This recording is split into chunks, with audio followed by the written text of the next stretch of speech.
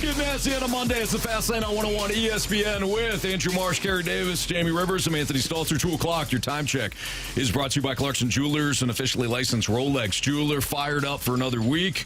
Talking about your Cardinals, who took 2 of 3 over the weekend in Queens. Yeah. Carey's rocking and rolling. NHL, NBA playoffs rolling. The NHL playoffs have been wild, to say the least. Battlehawks with a big win over the DC Defenders. That was a bloodbath. That was. That wound up being a bloodbath. We got our guy Peasy going.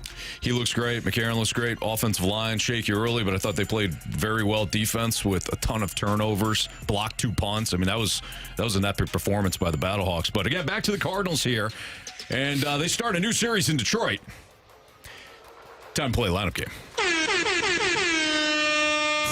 All right, boys. Kenta Maeda is on the hill tonight. Right-hander for the Detroit Tigers. The lefty, Steven Matz, will be on the bump for the Cardinals. So, again, right-hander, Kenta Maeda. We're not overthinking this, are we? No, sir. Go ahead, Jamie. Show us. Brendan Donovan. Donnie. Hey, this headband's pretty cool. Nice. What are you thinking, Wilson? I like it. Show us Wilson Contreras. DH. No. Check. I'm thinking Newt here because it's a righty. That seems to be the lineup. I like what you're Newton here. Yep. Let's go. ahead. Show us Lars Newbar. What makes you think she's a witch? Well, she turned me into a newt. A newt. Got better. All right, so is this an automatic? Yeah. Because I've got, Carey, you know I have questions. But he's not moving We're down. going to get into it at some point today. He may move up. About Arenado. Yeah, about where he might be best suited in this Cardinals roster. But this is him right here. Probably him right here, though, because we'll just copy and paste. You know, we won 2 out of 3, copy and paste. If it ain't broke, don't fix it. Go ahead, Carey. Show us Nolan Arenado. He's a Gold Glove winner and perennial All-Star. Oh, listen to Mr. Gold Glove over here. Come on. Speaking of gold, Wow. Well done. I think this guy is going to be Paul Goldschmidt. Chalk, yeah. Get my tub of chalk. All right. This could be another lefty. This could be Gorman. Are we yeah. ready to see Wynn be moved up yet? I am. Are you? You're not? It's probably not. You're probably right. But you know, I'm just. And when you say throwing anything it out ain't there. broke, don't fix it. I'm kind of that model with All right. Mason Wynn right now. Personally, You're getting on base and hitting the ball. You should be. He's played very played well. awesome. Yeah. Love the throw he had, too. I thought he was going to knock Wilson Contreras He's got backwards. a cannon. Absolute cannon. All right, Gorman. Hang on, if you're Goldie and you're at first base, and you see that thing humming in between 91 and 95 miles an hour with no catcher's gear on, like, I would be like, hey, kid, like on the ones where it's a bang, bang play and you got to get it to me, you go ahead and get it to me. Fired. Do me a favor, hit the glove, please. But if this guy's got 10, 15 feet before he's getting to the bag, why don't you take a little bit off of it for me, please? That's when the thing goes into the stands, man. Just fire. Yeah. Oh, my God. Just fire. I was thinking about that the other day watching Goldie. I'm like, and he didn't really flinch, but he kind of like blinked his eye a little bit. I was like, I would have been like, yeah. Absolute seed. All right. So are we all... We're all in agreement. Gorman? Oh, yeah, sure. All right. Show us Nolan Gorman. What a shame. Oh, it's Alec Burleson. Burleson. Burley's been barreling. And Burleson, home run on Friday. Yeah. And he was hitting 6. All right, go ahead. Show me that big burly guy, Alec Burleson. Alec, we have a problem. Burley to the rescue! Okay. Is this our guy Herrera now? I don't think he's in the lineup. Let's see. Or is this now Paul Gorman at 7? Yeah. Gorman, Herrera, We're just going to keep Wynn. putting Mason Wynn at the And, bottom of the super lineup. bad. super bad. We're just going to keep putting him at the bottom of the Yeah. lineup. You're winning baseball. All right, so do we think it's Gorman or Herrera? I think it's Gorman. I do too. I don't think Herrera's in the lineup. I think it's Gorman, Wynn, super bad. I would agree with that. All right. Carey? No. Oh. Not just because I don't want it to be. Not We because didn't I ask don't what think. you want. But My feelings don't matter. Yeah, they matter, but not when it doesn't comes sound to... like it, Jamie. It sounded like you didn't give a damn. I really don't, actually.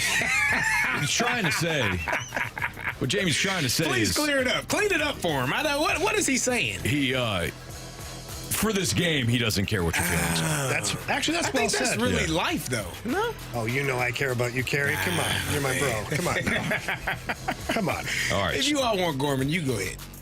I won't me that partake popcorn. in that. Show us I could be wrong. Nolan Gorman. Get your fresh organic popcorn. Get your popcorn ready.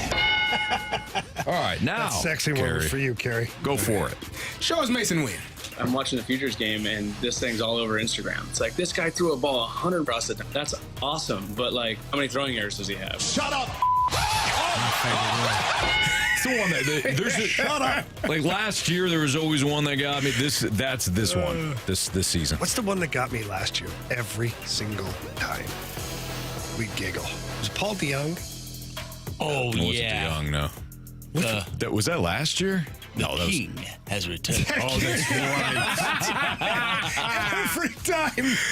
Show us the king. That's right. Yeah. All right, so show us Superbad here. Yeah. Show us Superbad. Michael. You're not Michael Phelps. You're Michael Cera. All right, Marshy. Nice plays out of him defensively. Yes. Pretty damn Defense had a good. really good series. All right, Marsh, run it. All right, so leading off tonight, Brendan Donovan in left field, batting second, catching Wilson Contreras, batting third in right field, Lars Taylor Tattooey Nootbaar. Your cleanup hitter, third baseman, Nolan Arenado. Batting fifth, the DH, Paul Goldschmidt. Looks like a Burley at first. Batting sixth, first baseman, Alec Burleson. Batting seventh, your second baseman, Nolan Gorman.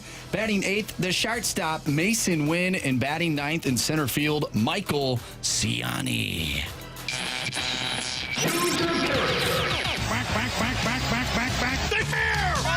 Go fair, go fair! I don't believe what I just saw. Home run.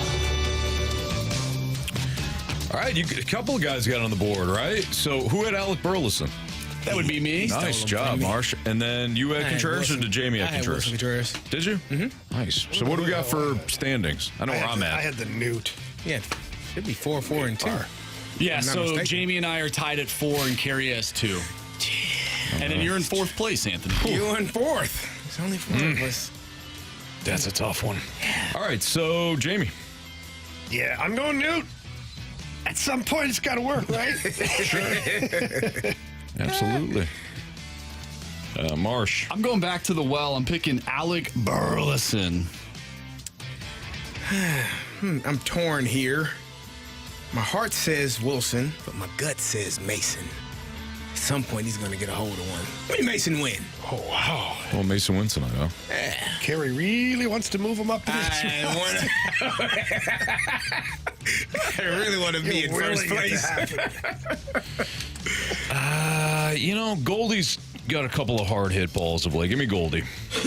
That didn't sound very sure. Not really. Well, when you're sitting there in fourth place with 0.0 points, you're not sure of anything. But why didn't you? Why? Here's something I want to ask all you guys. Why did nobody pick Nolan Arenado?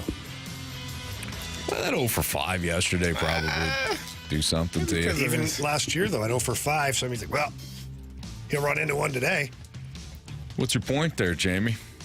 My point is it time for the Cardinals to start examining where Nolan Arenado can benefit this team the most in the lineup?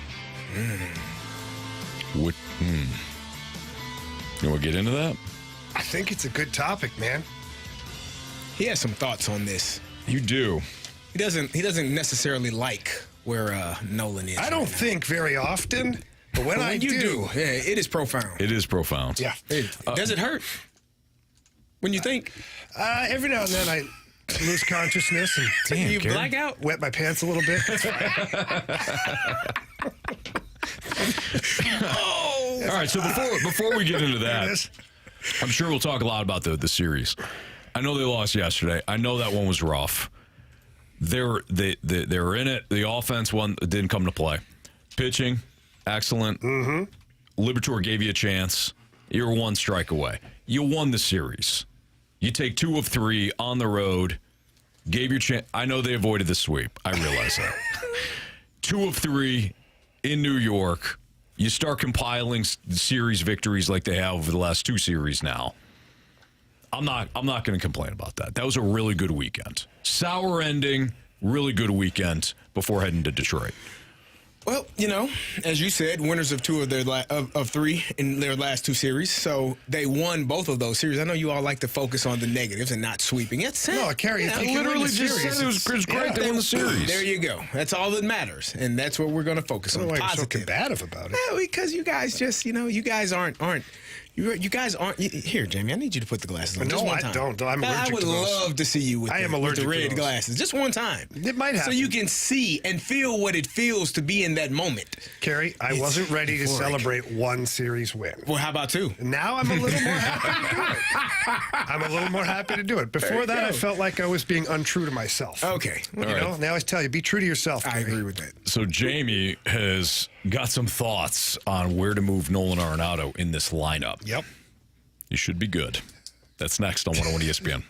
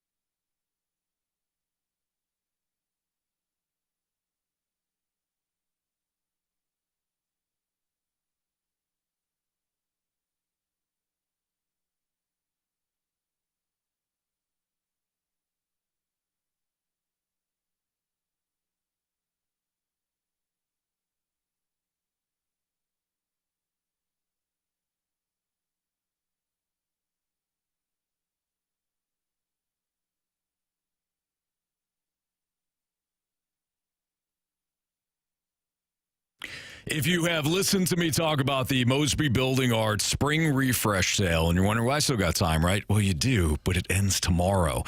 Last chance to get $1,000 off bathrooms plus low monthly payments, 10% off windows or 12 months no payments, all with Mosby Building Arts Spring Refresh Sale. There's no better time than to remodel your bathroom. And when I say remodel it, I mean you can construct it the way you want to with a designer that is specific and perfect for your exact remodel. So if you want to redo your bathrooms, save some money right now and do it the right way, you got to give Mosby Building Arts a call right now. When it comes to Mosby, the thing that always impresses me is that they're upfront with everything that they do. So when you have your project start, all the materials are in-house ready to go.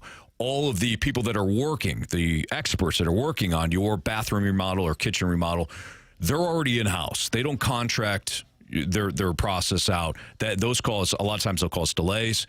Maybe you'll even up the price if you're working with the wrong company, but not with Mosby. Mosby is upfront with their pricing, how much everything's going to cost, and then when they check in each and every week, they make sure that the project is going smoothly to your liking, and they're on time so that you can get your kitchen back or your bathroom back and have it perfect the way you want to. So Mosby Building Arts, they are the right remodeling company. If you want to check out more about that spring refresh sale that goes till tomorrow, visit mosbybuildingarts.com.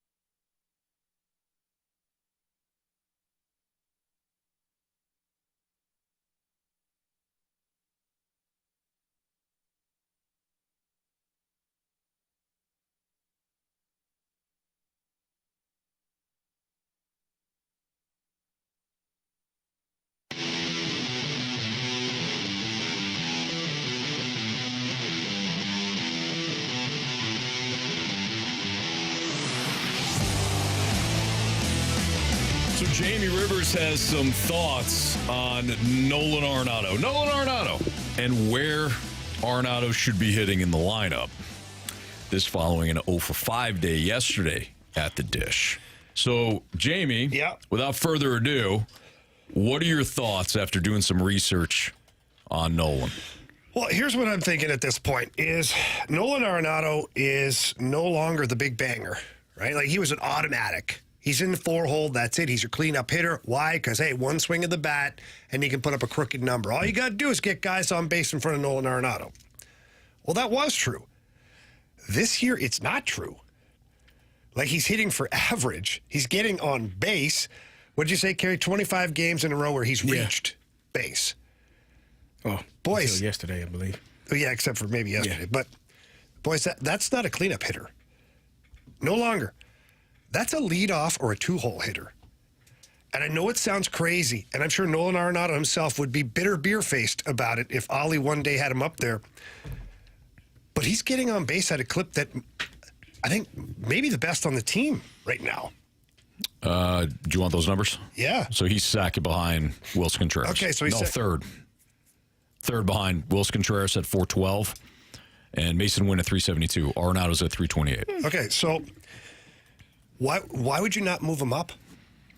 Just for the sheer, I know that the simple factor is you don't want to piss off the veteran, right? Oh, don't make him mad. Why? When he'll run into one and get a home run, he'll show me.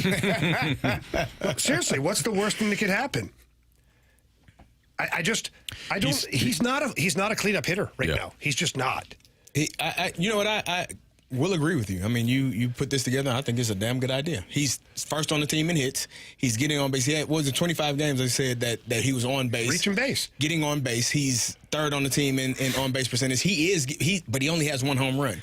That's not a cleanup hitter. That's not a guy that you expect to clear the bases once there are people on base. So if they were to move him up, and now maybe it's just a slow start, but if you need runs and if you need to score more runs, getting on base generally helps with that. And he's the guy that's been getting on base a lot. I'd flip-flop him and Contreras right now. Yeah. I would put Willie in the 4-hole and Arenado in the 2-hole. Yeah, I was about to say where do you have him? And just flip-flop him right, just like that. Boom. Contreras with his 4 home runs, he's leading the team, in slugging at 538. He's got the highest WRC plus in the team. So fourth would make a lot of sense for Contreras.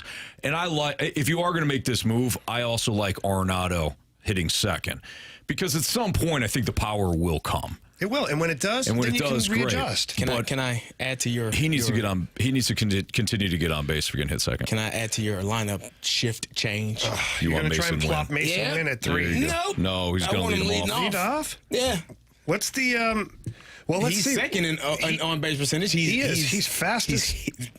Almost said something there. He's fast as heck. He's got the most stolen bases at 4. So can we put him at the top of the lineup so he can bat 4 times? Okay, but then where are we moving Donovan? Yeah, move him to 6. Put him at 6. I don't know who's at 6 right now. Who's at 6? Burleson today. That 6 is kind of a revolving door of like certain guys. Yep. If you're going to keep Goldie at the 5 in the 5-hole, put him at 6. Yeah. He's good. He'll get on base. He'll drive whoever's on in.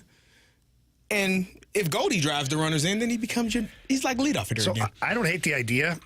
I guess if I'm trying to take this, if I'm trying to take it all very seriously, which I am, because I like to pretend I'm like managing the Cardinals one day.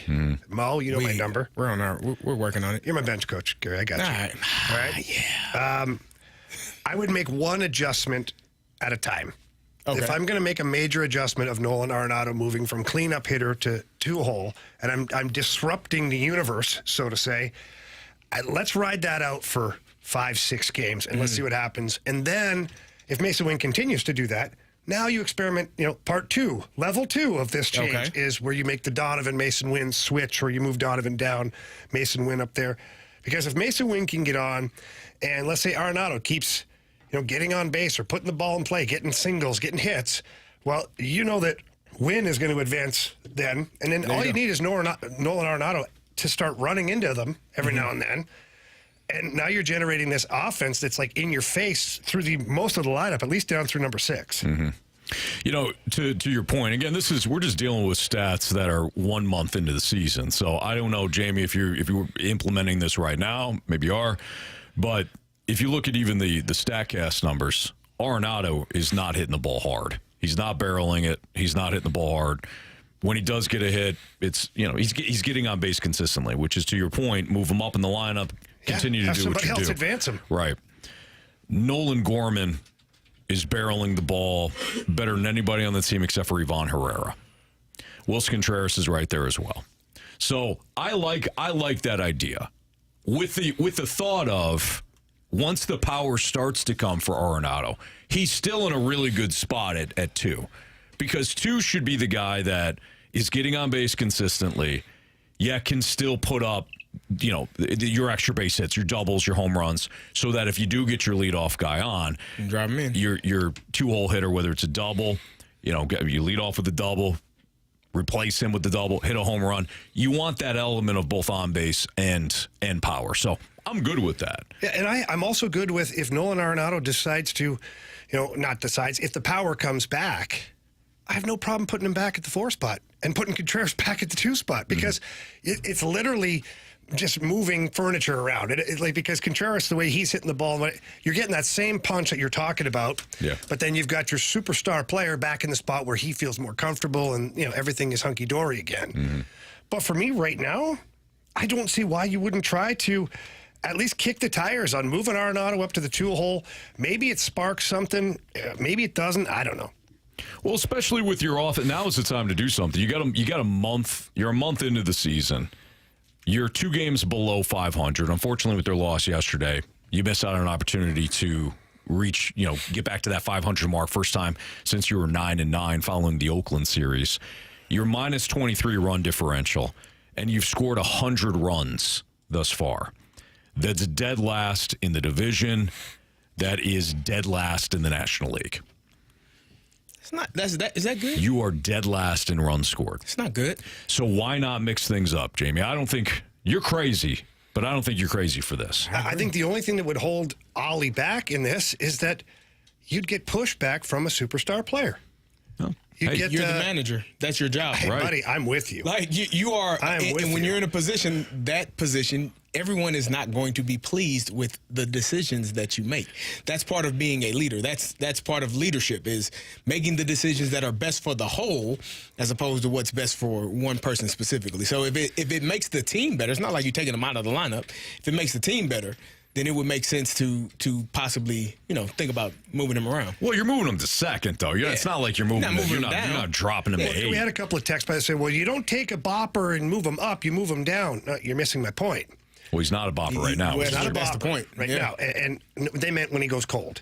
You don't take a guy that's gone cold and move him up, is what they're saying on the text. Oh, I got you. You move him down. Understood. But he's not. He's not cold. But he's not cold. Yeah, he's hitting. He's just not hitting home Not runs. hitting hard. Yeah. He's not hitting the ball over the fence. My succession plan to this is to get a guy who's getting on there right now while he's rediscovering that home run swing. And we did have another text that, yeah, but did you see that home run he hit? Yeah, one. Singular. We need more of that. And if he rediscovers that power, if he times up the ball better, if he really still does have the consistent power, he'll find his way back to cleanup. He's got the lowest hard hit rate on the team right now. That's not good. And this really should put things into perspective. He's got a hard hit rate of 28. Victor Scott had a hard hit rate of 26.1. So Arenado's he's getting on base. He's doing things to he's getting hits, he's collecting hits. He's not hitting the ball hard. He's not barreling it. And when you're not hitting the ball hard and you're not barreling it, the ball will not go out of the yard. So, Jamie, I'm with you. Great idea. Great idea. Yep. I thought I was going to get a whole lot more pushback. I wish you could. Smart idea, though. Smart idea. What's trending is next in the Fast Lane on 101 ESPN.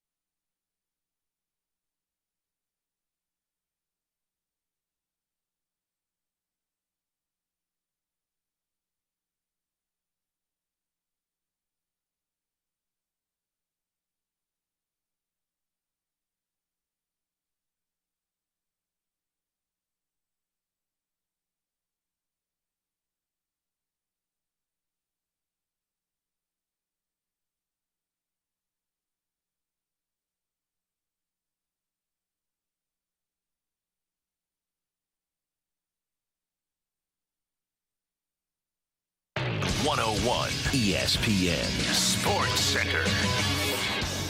I'm Andrew Marsh. It's time for a Sports Center update driven by Johnny Londoff Chevrolet and Johnny Londoff Autoplex. The Cards take 2 of 3 against the New York Mets this weekend. They'll take on the Detroit Tigers tonight, 5:40 first pitch, as Steven Matz goes up against Kenta Maeda.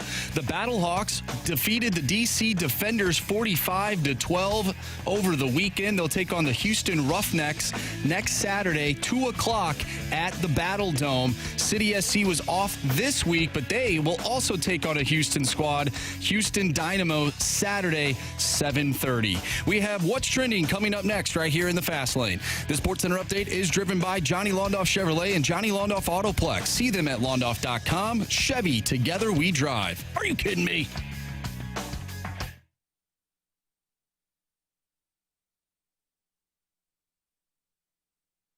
It's time to find out what's going on in the sports world with What's Trending Now. Brought to you by Goodwill. Donate a car and get tickets to the St. Louis Cardinals.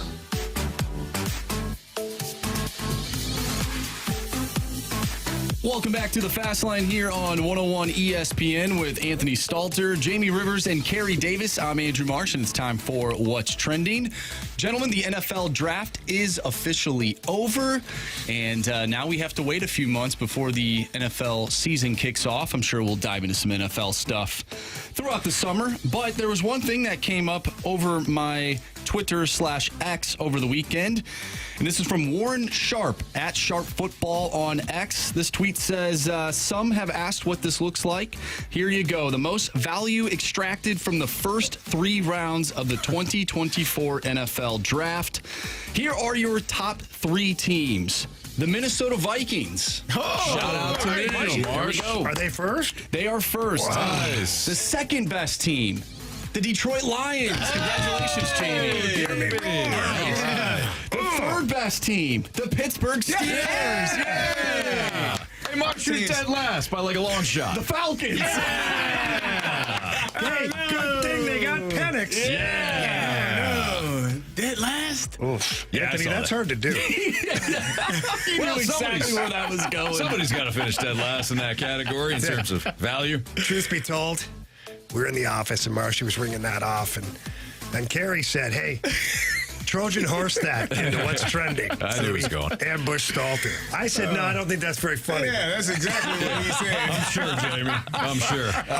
Maybe I said it, okay? Maybe I said it. I didn't bother. I didn't bother at all with any of the draft grades. I knew where that was going. Yeah. Everybody and their brother loved that Kirk Cousins signing. You think those same guys are going to give them high marks for taking Penix in the first round? There's no way. Not at all. Yeah. Oh, well, we'll see how it goes. I'm excited. I'm excited about Pittsburgh. You know, we talked. I'm You looking guys should forward both to be your thoughts. excited. Both of your teams have 2 quarterbacks. That's right. We do.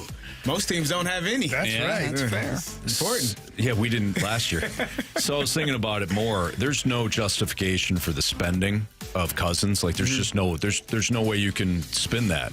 But I did think about this over the weekend. If Penix pans out, that's the only thing that matters. That's the only thing that will determine this. Like the money is spent. They wasted that money. I don't think it's going to be a 3-year process at all. I don't think 2 at most. 2 at most. But if he winds up being a franchise quarterback, none of this will matter outside of the fact that they wasted a bunch of cap space for 2 years on Cousins. There's nothing to combat that. But I love Penix. You can look at it and say, I mean, there's a quarterback that he's learning from in Kirk Cousins. He wouldn't have learned from Desmond Ritter or who was the other quarterback? Him. But I can't even remember his name. Tyler Heineke. Trevor's his brother. Taylor Heineke. Is it Taylor? Yeah. Well played. Yeah. I'm proud of you. Thank you.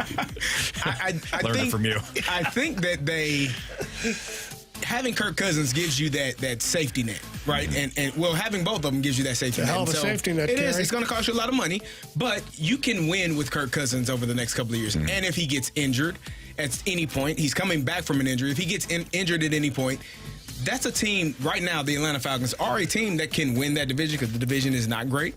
They can win the division with Kirk Cousins, and they can be in a position to make a playoff run. And if you are not successful this year and you feel like there's more upside with the same roster going into next year, then maybe that process is sped up a little bit. But either way, Penix had a year, possibly 2, to learn under a really good quarterback. Yeah, and I think he's going to be a franchise quarterback. He has to be. What'd you think of your Steelers? I loved it. I loved them going to get offensive linemen because that's something that they have needed. They're going to run the football, I hope, with Arthur Smith and, getting Roman Wilson, who I thought was a really good receiver as well. I'm excited about what they've done. Justin Fields, a great running back. Yeah, he is too. He's gonna be on the sideline holding the clipboard though. He'll be watching, unless Russell just stinks. But I was telling Randy Carricker this earlier today, before we started the show. I said the Steelers might be the only team in NFL history to remove all 3 quarterbacks from their previous team and get better. All 3 of the quarterbacks from last year's roster are no longer on the roster, and they're probably better than they were. If you lose 3 quarterbacks, you're probably going to stink. But they are a better team because the quarterback position has been upgraded. You go out and draft 2 offensive linemen. You drafted an offensive lineman last year in the first round. Like, they are building their organization, their team, the right way. They got the running back. They got 2 running backs, actually, in Warren and Najee Harris. They're going to be a really good football team offensively.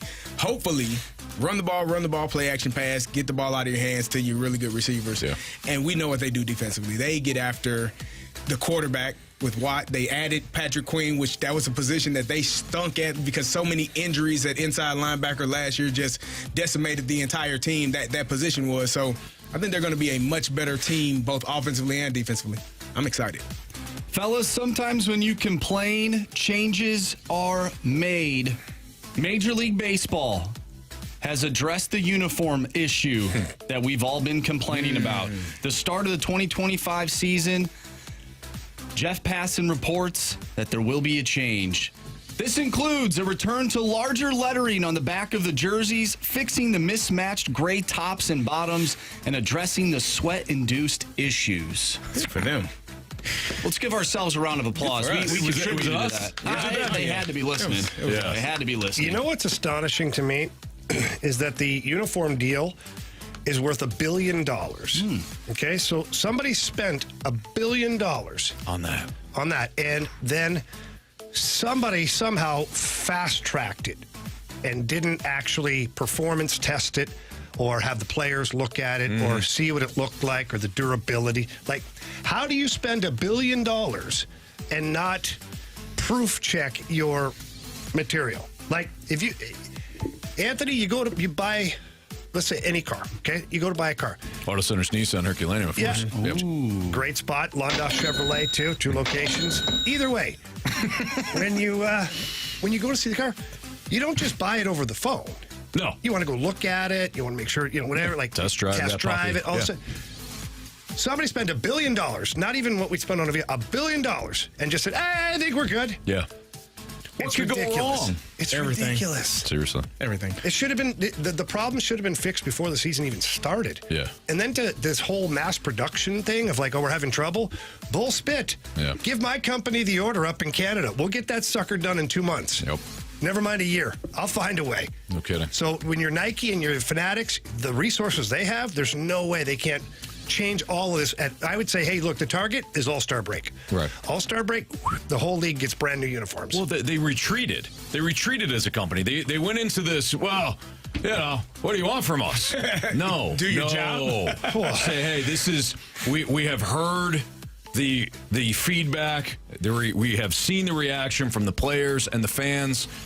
This is not acceptable. This is not what we want for our company. Like Jamie said, then create a deadline. By the All-Star break or by whatever, by the end of May, by the end of June, we will have the issue corrected so that, we can show you what our product's all about. And I can tell you this, being in that industry, smaller scale, the margins were built in here, big time. So when you were paid $1 billion, you still have the margins in there to go back in and fix what you did wrong.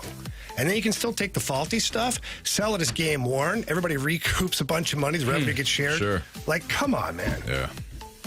Last thing here, the Seattle Kraken have fired head coach Dave Haxtell after 3 seasons, the team announced today. Does that make things a little bit more interesting with the Blues head coach searching? carousel, if you want to call it, this offseason? I don't think so. I don't think Dave Hextall was ever a name that Doug Armstrong was thinking about anyways. Well, I'm not from that perspective, but like now taking there's away a coach? Now there's another team that is looking for a head coach. It's possible. Look, I'm going to connect the dots really quickly here. And I did it before the show talking to BK. I said Ron Francis played with the Pittsburgh Penguins, and then he played with another team where he was the captain of that team. Anthony named that team. Carolina Hurricanes, you're right. And while he was playing with the Carolina Hurricanes, the Hurricanes, he had a teammate. That teammate's name was Rod Brendamore. That team went on to win a Stanley Cup. And Rod Brendamore has no contract next year, and he also coaches for the cheapest owner in the league, Hurricanes, who's completely underpaying him. Yeah. So now Ron Francis just said, hey, whoa. If I get rid of my coach, now I can go call Rod the Bod, and I'll just pay him double whatever the Hurricanes are going to offer him. They offer you 3, I'll pay you 6, because they've got the deep-ass pockets in Seattle. And so I'm seeing Rod Brendamore go to the Kraken. Yeah, I like that. That was a good breakdown. I also like Carey's. I actually think there's another guy in the running now for the Blues job. After going back and doing some evaluating and listening to this guy, and a bit of a psycho, I went back and watched a whole bunch of his press conferences. To me, that says a lot about a coach. Like, if you ever want to have fun one day, Anthony, just listen to a coach who's really good at what they do. Go listen to Paul Maurice. He's unbelievable. Another guy who's really good, Todd McClellan. Todd McClellan was my assistant coach with the Detroit Red Wings. And Mike Babcock, you're welcome for your Stanley Cup because of Todd McClellan. Ooh. I mean, it's not just in play. It's a fact. I was there. Todd McClellan, from the X's and O's standpoint of the way he can coach a hockey team, is unreal. The LA Kings, he stumbled this year. The team stumbled. It really wasn't his fault. But before that, the LA Kings were shutting down teams.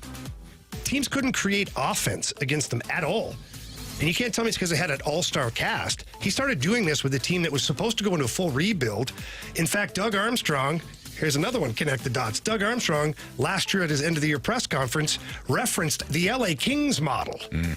It's more of a retool like the LA Kings in a full rebuild. Well, who's the head coach of that team? Todd McClellan. Yeah. So maybe Todd McClellan can now take this St. Louis Blues team in a retool and move it along with really good defensive structure. I'm just saying, I'd add his name to the list. That's Jamie Rivers, Carey Davis, Andrew Marsh. I'm Anthony Stalter. It's a Fast Lane on 101 ESPN.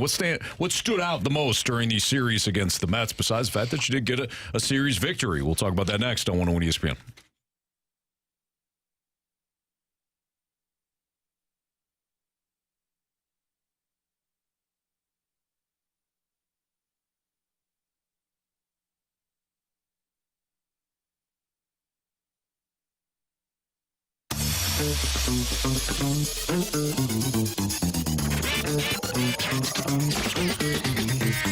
If you are in the market for a brand new vehicle or pre-owned vehicle, please visit my great friends over at Johnny Londoff Chevrolet. Here are some of the deals, by the way. 2024 Chevy Silverado 1500 High Country. Unbelievable truck. I drive a Chevy Silverado. Suggested retail price $74,800. The Londoff price $65,750. You save over $9,000. Maybe you want to go a little smaller. How about the new Chevy Blazers? They are quite good looking. 2024 Chevrolet Blazer RS. $51,515. The Londoff price, $45,515. You save $6,000. Plus, Londoff Chevrolet includes a lifetime warranty on all new Chevrolets and most of their pre-owned inventory. The Londoff Pro Certified Lifetime Powertrain Warranty comes at no charge and covers the vehicle for as long as you own it. There are no mileage limits and no time limits, and you don't pay a dime. That is the kind of customer service you get when you go to Londoff Chevrolet over in Florissant, Missouri, or the new Londoff Autoplex located out in St. Peter. So please stop by either location. Tell them Jamie Rivers sent you, and they love hearing that. But if not, visit them online at londoff.com or londoffautoplex.com. Are you kidding me? Johnny Londoff Chevrolet.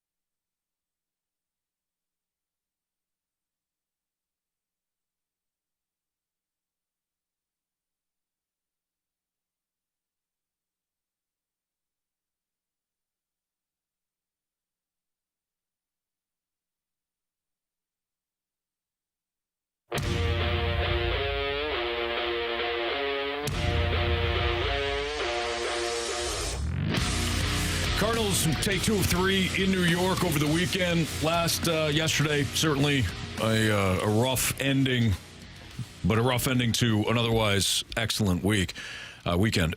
Defense there. Pitching was there. The offense, unfortunately, was not there yesterday. But I'm taking the big picture view here, guys. When you're a team that is currently still under 500, that has been slow out of the gates, you got to pick up series victories. And that's what the Cardinals have done over the last 2 series. You got swept by Milwaukee. What was the response? They took 2 of 3 against Arizona, and they took 2 of 3 against the Mets. Not gonna say. You watch the games. Everybody watches the games. I'm not going to paint a rosy picture for the offense. The offense has got to be better. We talked about it before. They have scored fewer runs than everybody in the league outside of the A's and the White Sox. So that means they're dead last in the National League in runs scored.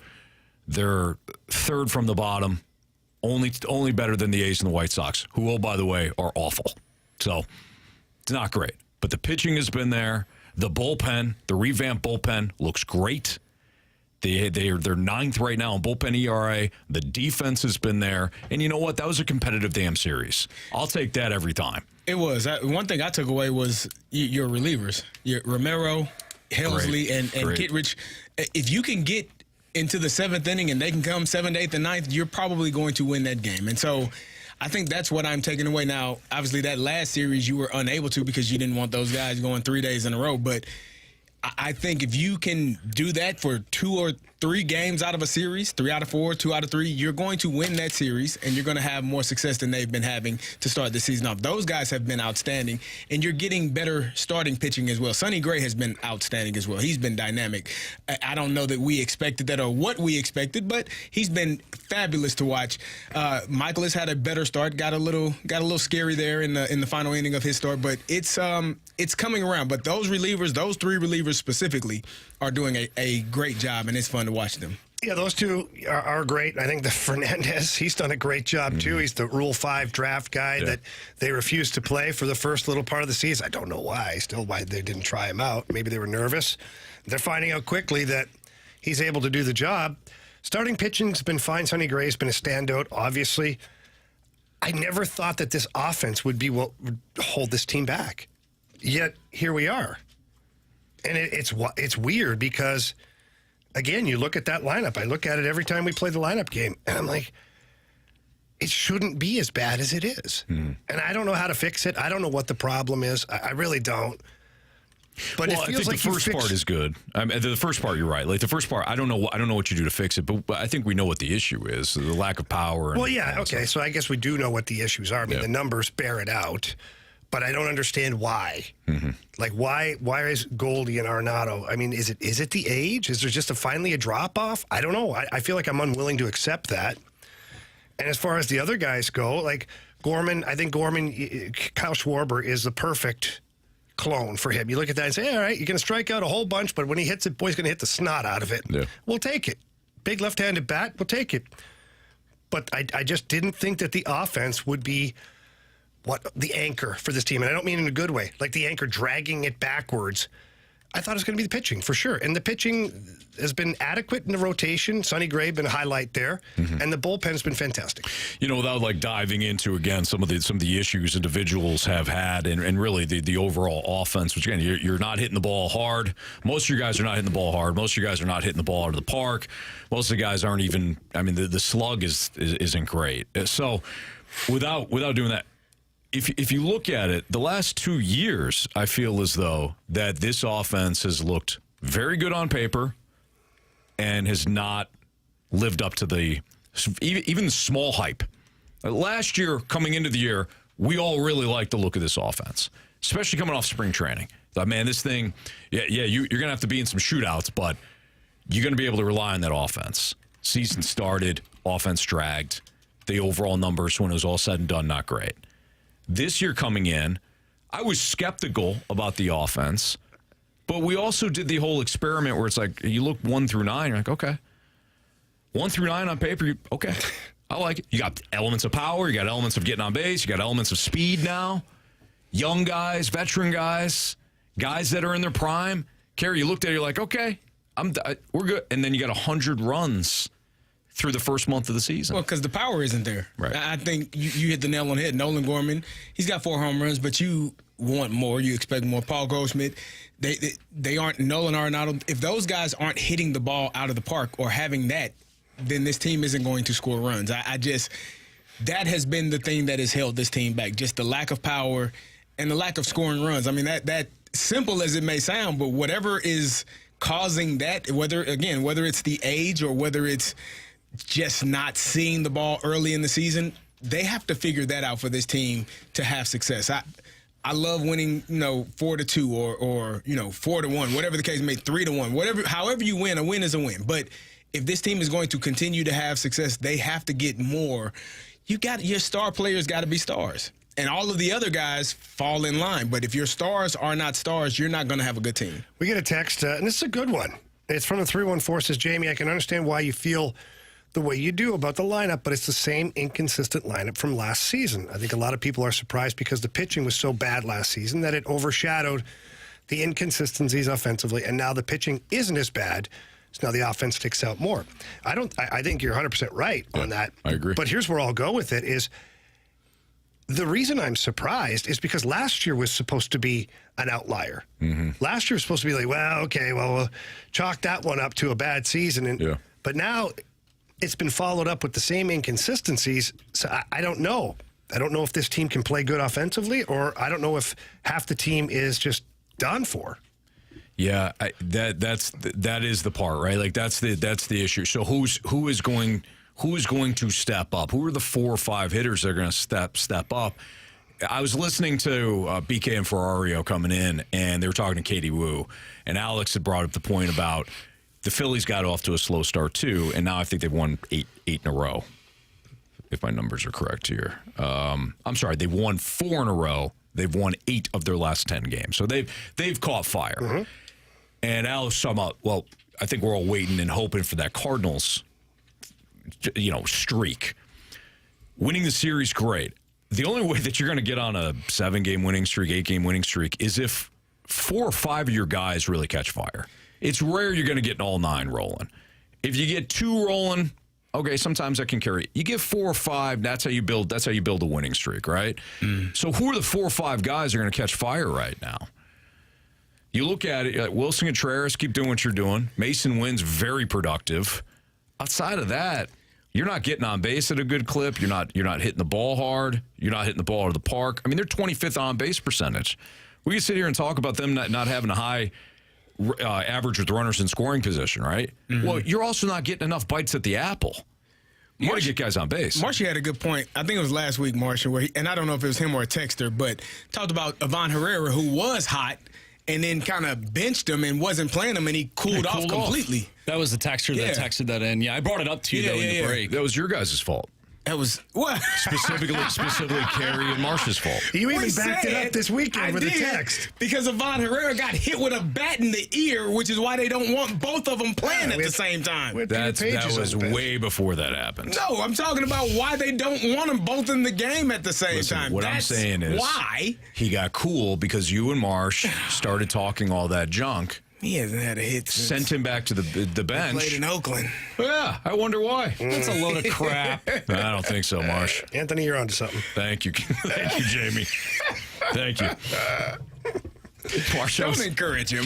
Marsh, I was thinking about you over the weekend. You brought up a great point. Hey, by the way, think about all you guys over the weekend. I care about that. I was honestly mowing the lawn. Hey, do you ever notice I'll send in, and this is like usually over the weekend, I'll send a text in that's somewhat like not controversial by any means, but will like get the chat going, and then I just ghost. I just disappear. Yeah, I just think the Beyonce thing. Yeah, and then you guys start going. I just disappear. You just disappear. I'm kind of the blank disturber. When you do that, I'm thinking to myself, Marshy's into the sauce a little early today. Yeah, sure. Because we'll get random texts out of nowhere about something pretty random. Absolutely. Like, there's my boy. So I was thinking Cheers, Marshy. I was thinking about the Kirk Cousins remark that you had about Kirk Cousins and the Vikings. They lost to the Giants in the playoffs, and you said, "Look, man, Daniel Jones had an unbelievable game, right?" It took me 48 hours because I'm slow, but I should have said to you, all I heard was Daniel Jones outperformed Kirk Cousins in that playoff game. That's not what I said. I said the defense sucked. I know your point. I know your point, but I needed to have, quicker spin rate on that. Again, 48 hours, I come up with some pretty good responses. You need to go to mentality. Yeah, well, I'll go tomorrow. It's Fastlane on 101 ESPN. Carey Davis, Jamie Rivers, Andrew Marsh, and Anthony Stalter. If you want to participate in the show today, you know where to find us. 314-399-9646 is the Air Comfort Service text line. You always leave us a mic drop via the 101 ESPN app. Does Mo deserve an apology? Or did he simply do his job? These are always fun to answer. We'll get into it next on 101 ESPN.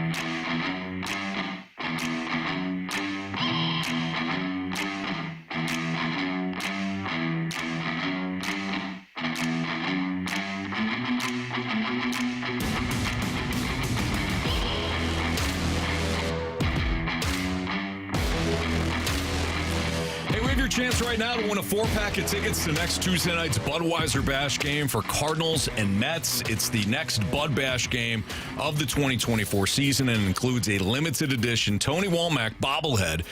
So here's your trivia question to win the tickets today. And if you have the correct answer to the trivia question we're about to state, and you text in, and you're the 101st texter to 314-399-9646, you'll win the Budweiser Bash tickets for Cardinals and Mets on May 7th. Tony Womack, long career, several different teams. Which team did Tony win his World Series with?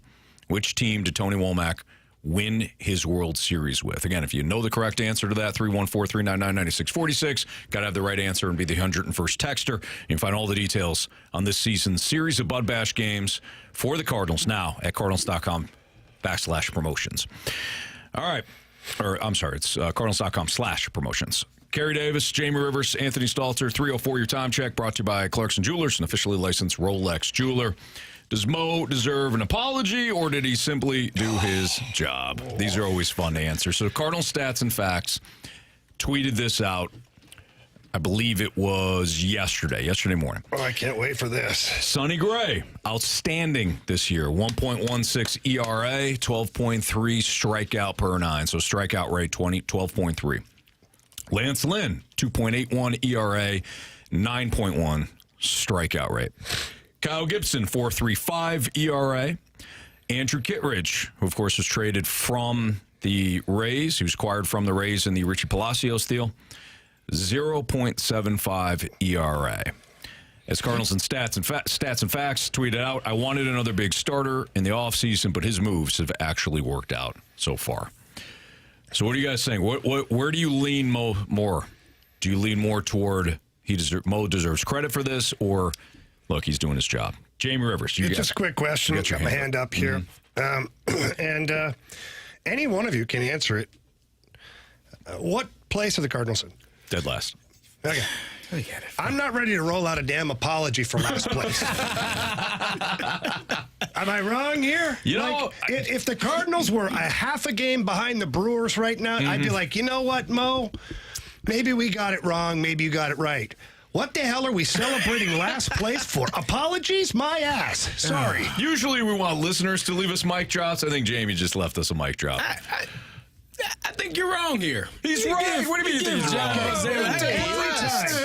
Every time I talk about losing, I think, first of all, I think Carey Davis is going to light up like a Christmas tree because he hates losing. Absolutely. And we have only lost 2 of the last 6 games. What place are you in, Carey? Huh? What place are you in? Focus on what I'm talking about, Jamie. I'm going to go back to what I see here. Oh, right there, last. We're last. You hate last place. I do. You can't even pretend to like it. I do not like it at all. However, it is trending in the right direction. Is it? Won the last 2 series, 2 of the last 3. The last 2 of the last 3 games, won the last 2 series. We're going in the right direction now. You give Actually, we're not going anywhere. We're still 4.5 backs where we started the weekend. Well, you focus on what you control what you can control. And what we can't control what the other teams do, Jamie. We can control what we do, and we have won the last 2 series. I don't know why you aren't more excited, right? Not, guys. Huh? I'm looking at the body of work. I'm excited that they have won 2 of their last. You're not series. excited to watch JoJo Romero, Kittredge, and Helsley come in the 7th, 8th, and 9th inning. I am. Does that mean my starter got me through 6? And he's doing an outstanding job, and we're probably ahead, and we're ready to win the game, huh? Yeah. Still last place with a run differential of minus 23. Well, what took place prior to, the last 10 days, notwithstanding, we're focused on the last. But you can't you can't just grab the last 2 series. Yeah, I have to. No, you can't. I can't focus on what took place before that. that. You're cherry picking. I am. I know you are. You got a nice big old fancy stool. You're up on there cherry picking. Picking the pieces You're that I grabbing the want. crappy ones and tell me they're great. Throw those out. Hey? Kids, these are great. They're full of bugs. No, those are just there to protect them. Yep. Yeah. It's safe. Safe flies. Yeah. It's okay. Safe flies. I think you can say that Mo did a good job at making the pitching better than what it was last year. I agree. But Right. at the same time say that it Wasn't a high was bar. not good, and it's still not good enough at this current moment in time. Yeah. But also know that the hitters have to hit, and that's not Mo's job. I'm not here to defend the guy by any means. No, but it's his job to put the guys in there to find the guys who can hit. That is true, though. That is true. So I think because I don't want to cut you off. But when you look at that lineup, you're telling me I did anyway. Sorry. No, that's okay. I'm all here for it. You're telling me when you look at that lineup, those aren't the right players. No, it's on flawed. paper. It's flawed, Carey. On I said it paper, earlier. your lineup right here. You wouldn't take Contreras. You wouldn't take Arenado. You wouldn't take Goldie. Gorman, what he was supposed to be. Mason Wynn, you're taking him all day. Donnie, you wouldn't take these guys. Instead of But that's you got to give me a comparable. That's what you have. I know, but what could you have had? At the beginning of the season, when you saw that lineup, you said what? Hell yeah. I'll take those guys. I trust my guys. It's not Mosaic fault that they're not hitting right now, is it? I'm blaming him anyways. It's not his fault. It's not his fault. Don't you know that the pitching and the hitting is all on the president of baseball? No, it's he used to throw batting practice. We need him back in there. I mean, but to Jamie's, perform. You're right. But to Jamie's point, you got to put the right mix of players together, right? Is that not the right mix? Because we wouldn't. Obviously not. We're last obviously place. not. If we played the same game, you stared through my soul. Tell me I'm wrong. Be authentic. Be you, Carey. Be you. Okay. And this is unacceptable. It is not good enough. But I don't put that on.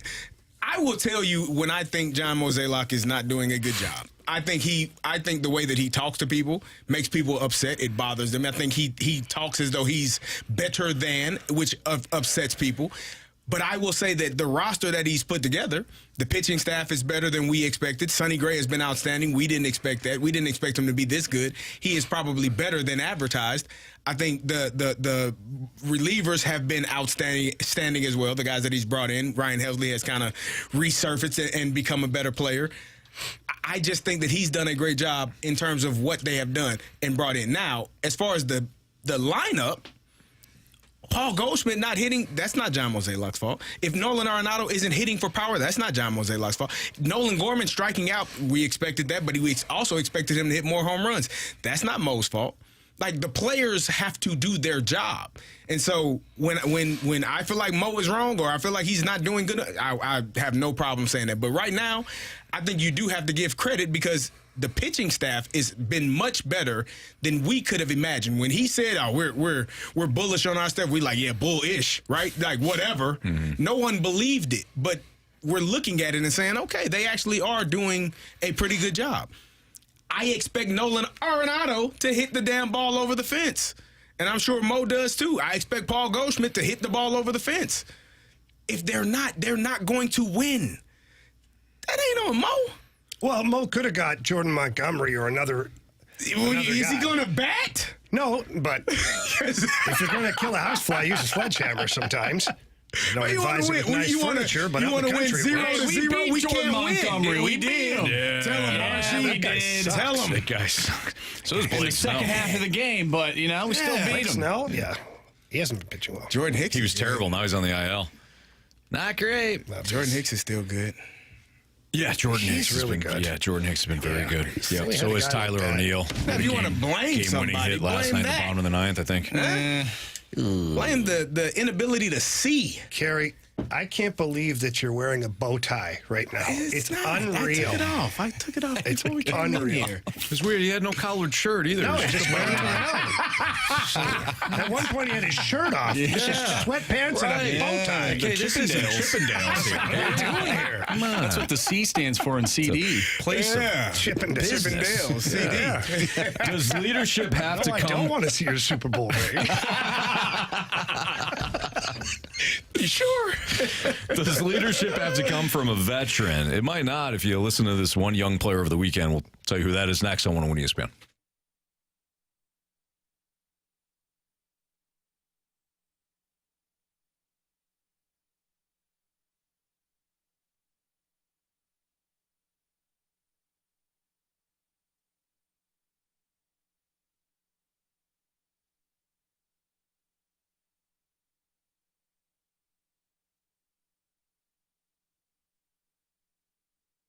Selling your home is stressful. Obviously, there's a lot of times where you don't know exactly when to list your home. Maybe you don't know what the price is you should be asking or what improvements you should make in order for it to sell quickly. That's why you need to trust Gloria Lou with your home sold guaranteed realty. Gloria has been in the business for so long. She knows exactly what to do with your home, knows exactly when to list it. And then she also has something called guaranteed sales as one of her options. And all that is Gloria Lou sits down with you, the home seller, and discusses all of these different elements, but then you guys agree upon a sales price, and then Gloria Lou sells your home for that price, or she buys it herself. She guarantees all of that in handwriting as well. And she also has a database with thousands of buyers, which pushes traffic to your home. You want to sell that home quickly, you want to list it with somebody who already has the buyers, and that's Gloria Lou. And you can get all of that, and all you got to do is just call her. Give her a call. Tell her Jamie Rivers sent you in. That number's 314-325-6888. 314-325-6888. Or you can always visit GloriaHasTheBuyers.com. Conditions do apply. Gloria and the seller must agree upon the sales price and possession date.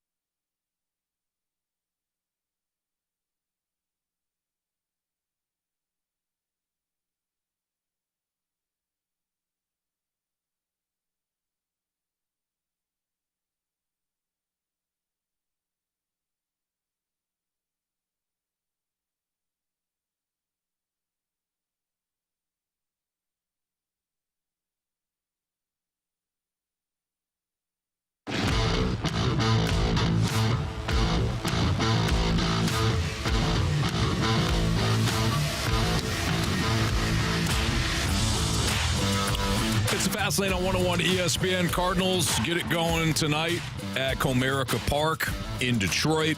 5:40 local time. Steven Matz will take on Kenta Maeda in that one.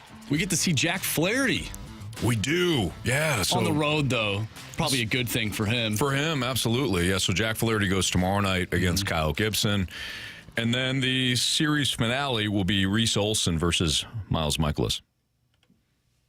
I was encouraged to see Miles Michaelis pitch well over the weekend. Up and down, start for him. Couple of bad starts mixed in. So that was good. What was it? The first inning, I think 2 runners got on right away, and then there was a fly out and then a double play. And I was thinking, oh my goodness, we're playing ourselves right now. Mm-hmm. Like the Cardinals are playing the Cardinals right now. Right. And that's what the Mets were pretty much all weekend except for that final game. But it's nice to know that there are other teams, because we don't watch every single game of every single team. Right. Night in and night out, but it's nice to know that there are other teams out there that struggle the same way that we do. Just makes me feel better. It's an interesting point, Marsh, because the majority of the league, of most leagues, made up of that muddled middle. We talk about the elite teams, and if our team, in this case the Cardinals, they're not a part of the elite squads, then that stands out. If they're not terrible, they're a part of that right around 500 group that is inconsistent. It's frustrating that you don't know what you're going to get on a game in and game out basis, or a series in, series out basis. Hey guys, sorry, like to do a radio show at some point. Well, hang on though. We have great news. We got good news. So Carey and I were in the lunchroom, or whatever you call it, the kitchen, and our big boss, John Kiowski, came in, and we're just talking a little bit. It's Jesse Kiowski's birthday today, so happy birthday, Jesse. To Jesse Kiowski.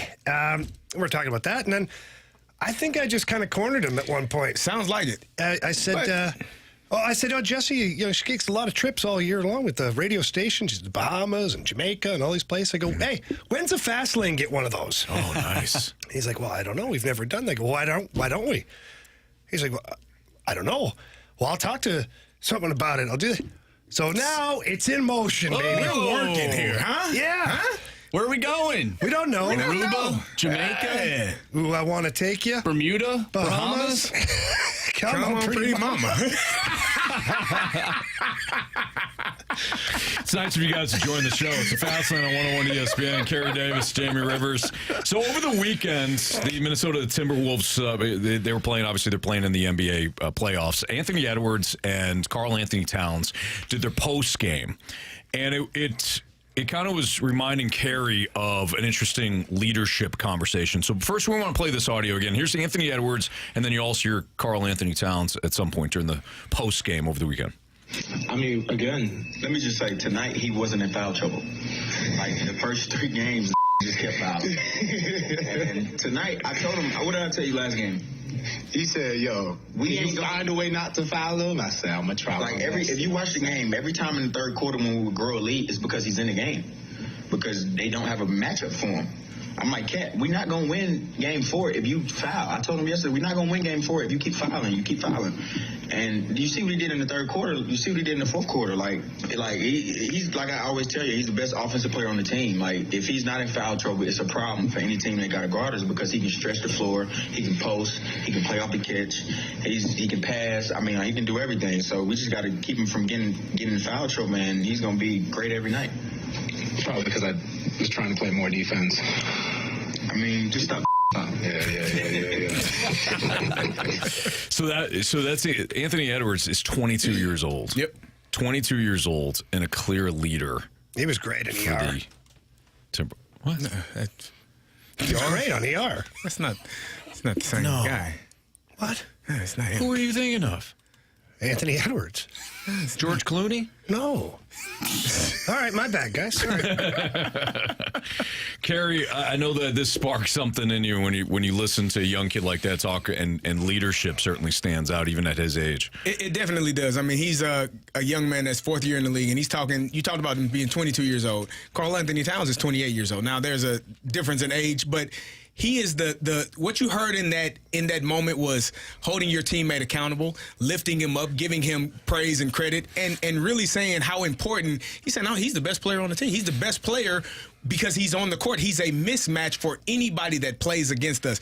And it brought me to the St. Louis Cardinals and their issues of why they had to bring more people in to have leadership. You can get leadership from a young player. There is not an age limit on leadership. That player has to be doing their job at a high level, but also expecting and holding their teammates accountable. And I love that from him. He's lying. Karl Anthony Towns wasn't the best player. Anthony Edwards was the best player in that series. He went for 40 last night, had 31 in the second half, from the second quarter on, and so just did an outstanding job. But the praise that you give to your teammates, Karl Anthony Towns is going to run through a wall for him. Karl Anthony Towns is going to do whatever he can because you know what, young fella, you're right. I do have to stay out of foul trouble. I do have to play better defense, and I do have to be on the court for us to be successful because you just gave me something that maybe I didn't even have in my own self. That's what great leadership is. And it does not matter what age you are. And so the frustration that I had, we were talking about when they were talking about younger players running the lock. Listen, maybe that younger player has something of value that you can gain instead of shunning them and saying we need older veteran leadership. Nah, you can listen to a younger player if that younger player is doing their job and building you up and holding you accountable to the level that Anthony Edwards just did. Quite honestly, being a good veteran and being a good leader is harvesting young leadership and encouraging them to be more. Well said. It's what it is. You see a young kid on the team, and you see the effort in practice, you see the effort in the games, and you just subtly listen to certain small things they say, you know right away. You know when there's a leader amongst you. And then what you do as a good veteran is you offer support. So when that young guy says something or makes a certain play, you make sure that you highlight what they just did. You bring it to the group's attention. What that does, for lack of better words, gives that guy street cred. Mm-hmm. And so then when he finally hits his boiling point, or even in an encouragement, is like up in your face, like, that's a good play. Like, yeah, that all of a sudden it's like, yeah, well, he's got the backing of this guy and this guy. Yeah, that's a great play. That's, or pull up your socks. I know that. Okay. And that's what it is. And we talk about different players. And here's one part where I think the Blues have got it right, is they have good young leaders. Mm-hmm. Robert Thomas this year subtly emerged as a very good leader. Does he still have work to do? Yes, he does. Would I personally like to see his body language improve? Yes, I would. But if nothing else, he's answered the bell. Everything you put him in forward, as far as penalty kill, power play, all that, he answered the bell. Let's go further. What about Toropchenko? Alexei Toropchenko, he says very few words, but what he says are good words. Mm-hmm. And he goes out there and backs it up. Jake Neighbors, future captain. In my opinion, at some point he will wear the C for the St. Louis Blues. These are guys that you're attaching. That's young guys. Yep. You've given them leadership, the street cred we're talking about. Mm-hmm. This is what you need to make a team healthy from the inside out. That's what you need. Yeah.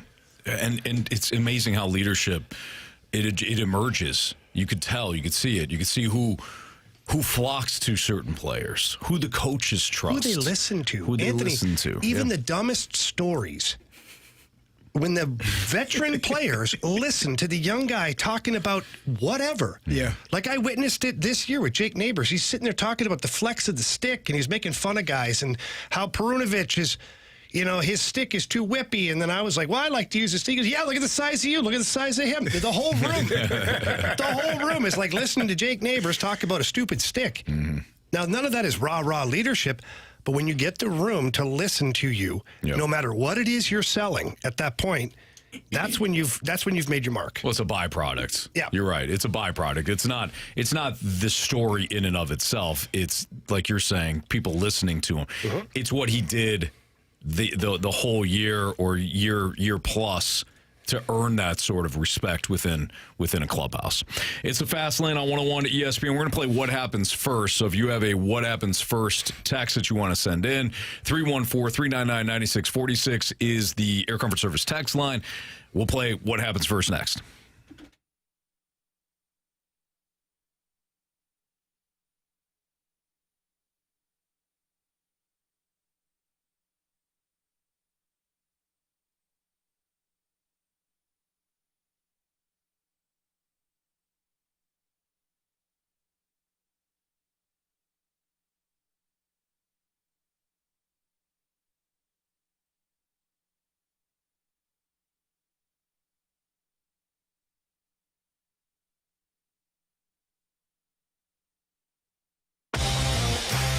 Looking for replacement windows? Please call my friends over at Window World. That number is really easy, too. 314-993-1800.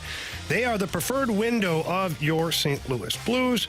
Window World windows are one of 2 windows with the Good Housekeeping seal of approval, and they're also ranked number 1 in number of windows sold in the country by Qualified Remodeler magazine. Why are they selling so many windows?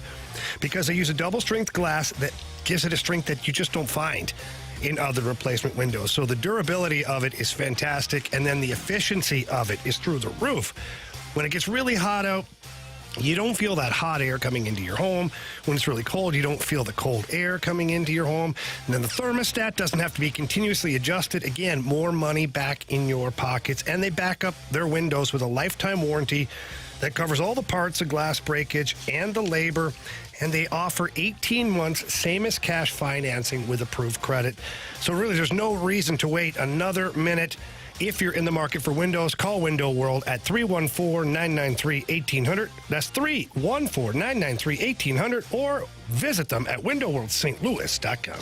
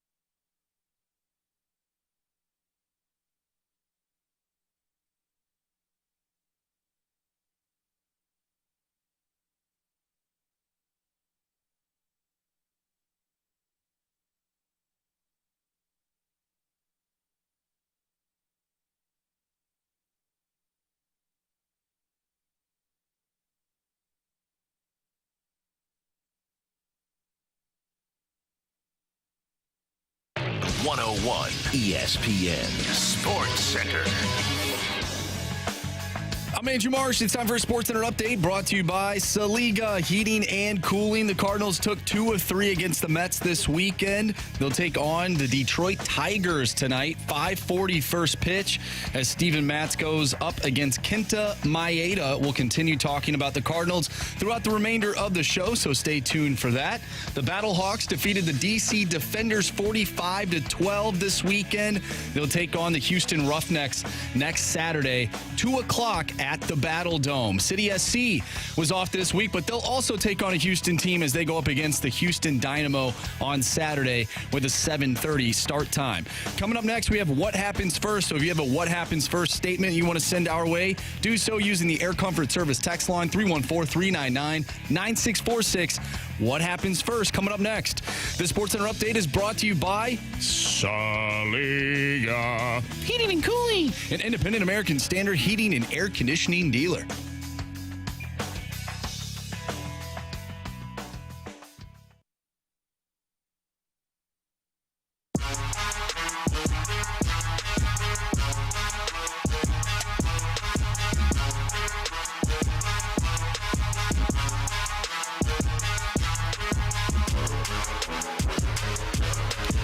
the Fast Lane on 101 ESPN. Carey Davis, Jamie Rivers, Anthony Stalter, Andrew Marsh with What Happens First. All right, let's start off with the 661. What happens first? Justin Fields, Mac Jones, or Trey Lance becomes a starting quarterback again?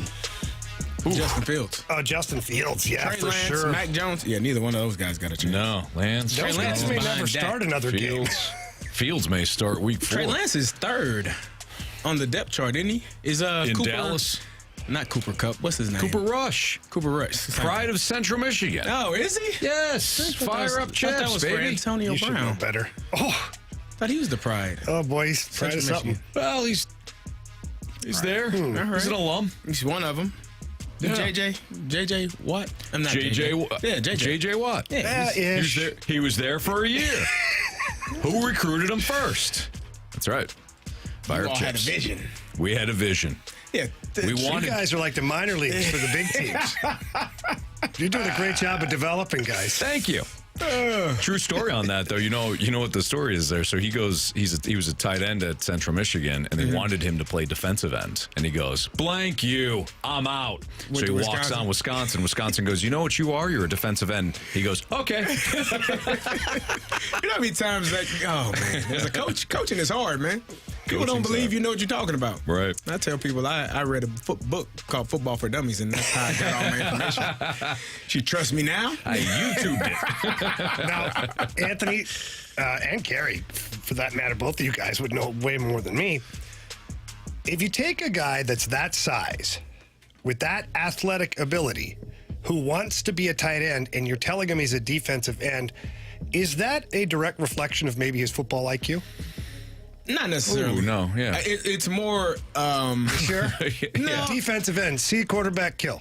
It's more of a guys want the glory of playing offense and scoring touchdowns and being. Yeah, but look at that guy. He's an athletic freak. True. You could say.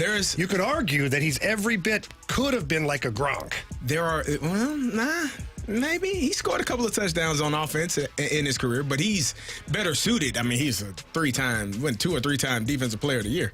He's better suited to rush the quarterback. Well, at the end he was. In the beginning too, probably. He probably just didn't. That's why I'm asking. it. Why did it not work at tight end? Well, maybe footwork. Maybe he couldn't catch the ball. Too. Yeah, That's how defenders become playbook, guys. defenders. Maybe the playbook was a problem too. I mean, Carey, you said it. I told you, defense is one sheet. That's why I said go it. get ball. It's a little easier on the defensive side. You got to be an What? intellect to play offense in the NFL.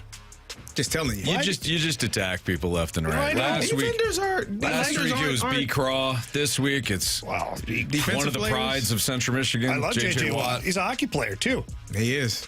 He was a good hockey player all through high school and stuff, so I have no problem with him. Just wonder that the offensive playbook some places is pretty damn thick. It's a lot of information. And when you see a guy with that much ability as a coach, you might go, hey, you know what? That guy could probably really good at stopping the rush or chasing the quarterback. Go get the ball. Yeah. That's all they say. That's what the sheet says. Go get the ball. And they're like, oh, okay. I'll go get the ball, coach. Yeah, no, I didn't do that. Wow. Anthony, let's be clear. I didn't do Carey. that. Okay. If I'm going to hammer Jamie I'm for just telling you what defensive like guys say. They know it's true. Wow. My guy Mike we Young, just got to look behind the curtain of the offensive side of the room and the defensive side of the room in Pittsburgh. Michael Young, very smart guy. Hey, see this shoe? It says Adidas. I told him that. Jesus. Man. Sorry, Michael. Boy, that went. What position did Michael Young play? He's a linebacker. Mike gave me my first concussion, though. I will Mike gave me my first crushed hand. Came in here. Did you ever hear that story? I came in here. He was, I don't know where anybody was. My very first time on the radio here was with Michael Young. Really? I think he was in for you. You may have been on vacation, a couple of days off, whatever, because it was in that time slot. And I came in. And I'm like, see this big guy. I'm like, holy crap, Then he goes to shake my hand. I shake a pretty good hand, too. Like, my dad told me a long time ago, you shake a hand. Like, don't be like, meh. Like, shake a hand. So I go and shake a hand, and he's like, I'm like, I'm like, does this guy want to go? Like, is this what we're doing here? Yeah, somebody should have warned you. Somebody did. Somebody should give you then a heads I did up. bring it to the airwaves, though. Yeah. I was like, it's a pleasure to meet you. I said, my hand will never be quite the same, but I appreciate that. I'll never play hockey again in any form, but thanks. But he's a good dude. Yeah. From the 314, what happens first? Jordan Walker or Mason Wynn gets a long-term contract? Ooh. Oh, I would wrap up Mason Wynn right now, quite honestly. I don't even care that his bat might cool off. I'm using that word. The way he plays defense, we haven't seen shortstop like that since Ozzie Smith. We haven't. It's a bold comment, but I think Ozzie Smith himself would tell you that this kid has unbelievable range. Mm-hmm. He's got great skill, and he's got a friggin' rocket launcher for an arm. I'll say Mason Wynn, too, because he plays a premium position. I'm still going to say Jordan Walker. Oh, God, this guy. No, I'm just... okay. Sorry that my opinion differs. Let's quote again. Old quote, oh God, this guy. End quote. And he's talking about Carey Davis. Earlier, he has Mason Wynn leading off. Well, and then he just throws him into the trash when it's time to give him an extension. No. You said which one would be first. I still think that Jordan Walker is going to be first. He's going to come back up and be raking. I hope so. I hope he does. You're raking, all right. He's going to be pitcher's mound. Come on.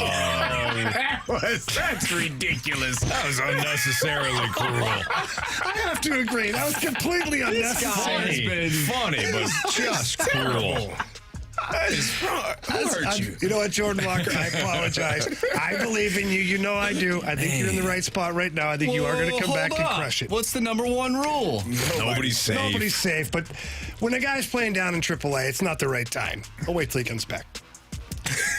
Yeah, wait till he's earning a big league check. Wait till he gets that extension, eh, Carey? Yeah, there you go. Well, yeah, Before Mason Wynn. He can't be breaking the mound if he's in Memphis. That's a good point. Jeez. From the 636, what happens first? The Blues sign a free agent or they make a trade? Probably make a trade. Draft happens before free agency, so if we're looking at chronological order, if Doug Armstrong's going to do something of significance, it's probably going to be leading up to the draft where teams are looking to move on from certain players, or they're looking to draft a certain player, or looking to acquire a contract or get rid of a contract. Before the draft has become kind of the new trade deadline to where a lot of teams can move and shake before that. So I would say the draft would be where Army makes some moves. Any insight into not really. Who's moving and shaking? Where they're going? So, as you know, Carey, he doesn't have a whole lot of leeway when it comes to players that he can move. And that's his own doing with the no trade clauses. So you're going to have to get creative. You may have to find a team that a player will waive his no trade to go to. So let's just say it's player X on the Blues. He's got a full no trade clause. You talk to him a little bit and he says, okay, fine. If you want to move on from me, fine. Here are the 5 teams I'd go to.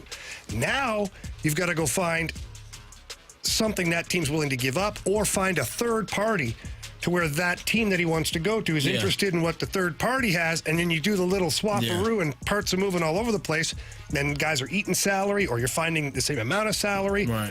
Like, that's the problem with it, is it gets very, very confusing the deeper you get into it, because the player for player, $6 million for $6 million type trades just really don't become available. Yep. So we'll see. Got one more, Marsh? Yeah, last one here from the 636. What happens first? Cody Schrader or the thicker kicker Harrison Mevis becomes an undrafted star in the NFL?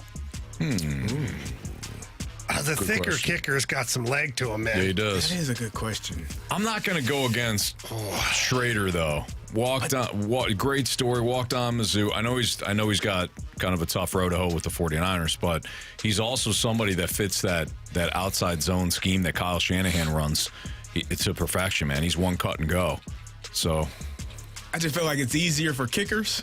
I mean, you can kind of bounce through. There are going to be kickers getting hurt left and right all, training camp, regular season. Because a kid that comes to mind, Chase McLaughlin, who went to Illinois, I think he's in Tampa now, bounced around, played for the Colts, but he got a 3-year contract recently. But it's easier to find a spot when you're a kicker than a running back. Yeah. I know this. What experience do you have? Just a little life experience waiting around. Those are fun days, aren't they? Well, you don't want anybody to get hurt, but if you're hurt, might as well go play there, right? Call my agent. Hey, he turned his ankle in Carolina. Give him a call. There may or may not have been a situation in a training camp where there was competition for a spot on the team. And one player may or may not have gone out of their way to hurt another player. And then that player got the spot and the other guy didn't. It may or may not have happened. Shouldn't have gotten hurt. Should have been tougher. Should have probably had his head on a swivel. Yep. That's one of the days when you could hit people. I love those. No referees and inter-squad games. Oh, boy. All right. Take it out. It's the Fast Lane on 101 ESPN. Post-NFL draft pressure cooker. Sorry, Alex Godiniuk. Whoa. We'll run through some NFL draft-related questions next on 101 ESPN.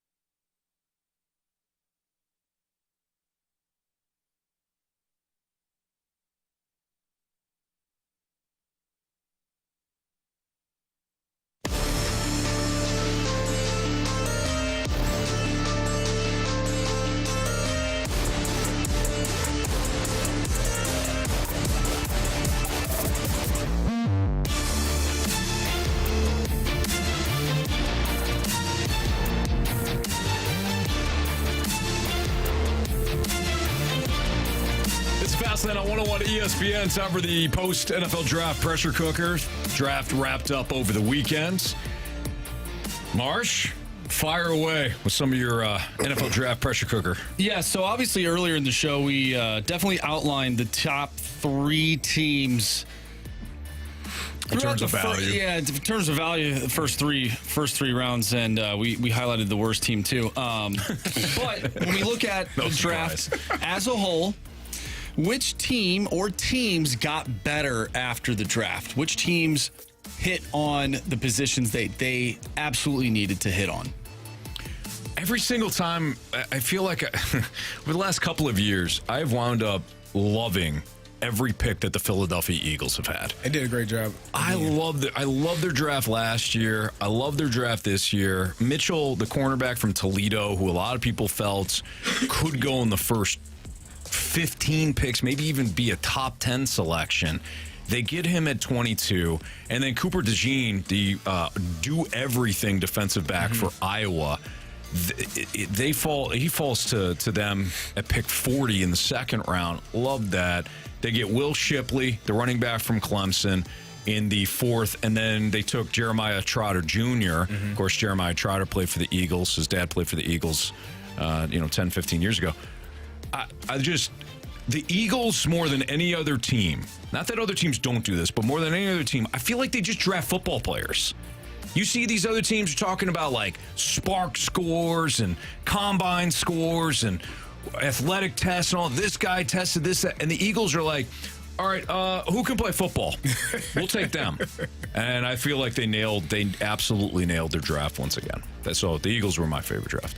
I mean, I'm going to be a homer because obviously I am, but the Pittsburgh Steelers, again, they did an outstanding job drafting from a position of need. Offensive line has been one of the positions that they have needed to get better year after year. You want to be able to run the football, especially in December in Pittsburgh when it's snowy, when it's icy, when it's cold and it's freezing. You want to be able to run the football, and I think they did a great job of drafting a couple of offensive linemen and going and get a really good receiver, which they needed to replace Deontay Johnson because he was traded away, going and getting Roman Wilson from Michigan.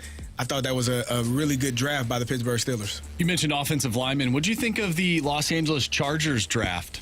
I actually like their draft too. Yeah, I think they did an excellent job of building what we always talk about, building from the outside in. Harbaugh knows what he's doing, so he takes a couple of offensive linemen. Obviously, they sit and pick at 5. Some people thought, well, maybe they trade out. Maybe he does something wild like, take a receive. Not wild, but maybe takes an outside guy because they lost Keenan out. And he just, I'll protect the quarterback. Yeah. I'll protect my largest investment. So, yeah, I like their draft as well. Along the same lines for me with the Detroit Lions. The Lions beefed up on the offensive line. They got an athletic freak, apparently, with their first pick. This guy's massive, got great speed. The corner, yeah. Yeah. Armstead out of Alabama. And so, Dan Campbell, of course, he understands kind of the same thing. And I'm not going to sit here and pretend to know exactly all the players that the Lions drafted. I did look at, where they're ranked and how the professionals view their draft. But I think that Dan Campbell did it right. I think he did it smart. So I got to comment on that. So they took Joe Alt, going back to the Chargers. They took Joe, and then they circled back with McConkey from Georgia, the wide receiver. So McConkey? Yeah. Is that what's his name's son? For real? What kid? What was that? Who was the guy who played a long time ago? Phil McConkey? Played in the NFL. Ooh, I don't know about that. That I don't know. But then I do. But then in the 3rd, he went Junior Colson, who obviously coached at Michigan, and he's an outstanding linebacker. Anyways, going back to the Lions, what was the Lions' biggest issue last year? They had a great year. Their biggest issue was stopping the pass. They were terrible. So they went back-to-back corners in the first 2 rounds. So, I thought that was a great draft approach as well. On the flip side, which team still has question marks after their draft? Well, I think the obvious one would be Atlanta because of the fact that nobody liked their draft at all. But the Cowboys. Well, Cowboys. How about the Bills too? Yeah. I mean, I know they wound up taking their biggest need there at wide receiver in the 2nd round after trading back. But did that team blow you away? I mean, they had an offseason where they got rid of Stephon Diggs and they parted with some defensive players. So for them to circle back in the draft, they on day one they traded the pick to the Chiefs there, and the Chiefs wound up with Worthy from Texas, the speedster, when the Bills could have sat and picked. But look, anytime we do this, we always look stupid 3 years from now. Carey and I looked stupid a year ago when we were crushing the Lions draft. Just from a positional value standpoint, not the actual picks, right, but a positional. And they had an outstanding draft. So maybe the Bills know what they're doing there. They got Keon Coleman from Florida State, and maybe he'll wind up being their number one guy. Did you find it? Yeah, it is who I thought it was, but not the son. Not the same guy, but apparently his father was a football sensation, Dalton Secondary School standout, Georgia All-State player from 93-94.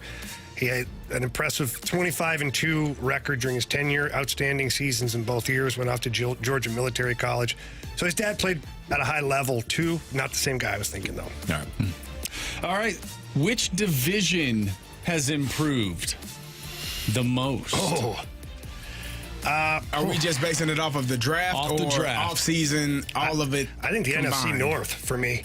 I agree. With the Vikings, the way they drafted, the Bears now with Caleb Williams and some of those weapons, the Lions are, they had a good draft. They're going to continue to be good. The Packers, I think the NFC North is going to be a really competitive division. That's a really, really good call.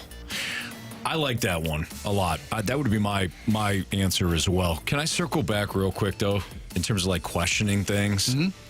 You guys know how much I like Sean Payton. But the fact that the Falcons took Michael Penix Jr. overshadowed the fact that the Broncos took Bo Nix. Yeah. Nobody said a word about Bo Nix, who everybody had in the middle rounds. We can talk about Penix, and people were like, second round grade. Penix was a stud. Look at this guy. In fact, he was the only guy who had 2 good years of film. Nobody said anything about Bo Nix going 13 to the Broncos. Fingers now. He's pointing fingers. Some say that. Come on. Some say Bo Nix reminds Sean Payton of Drew Brees. I heard that as well. Because of their height? Some. I didn't their say size? Their height, their size. Position they play. Position they play. What else you got? White.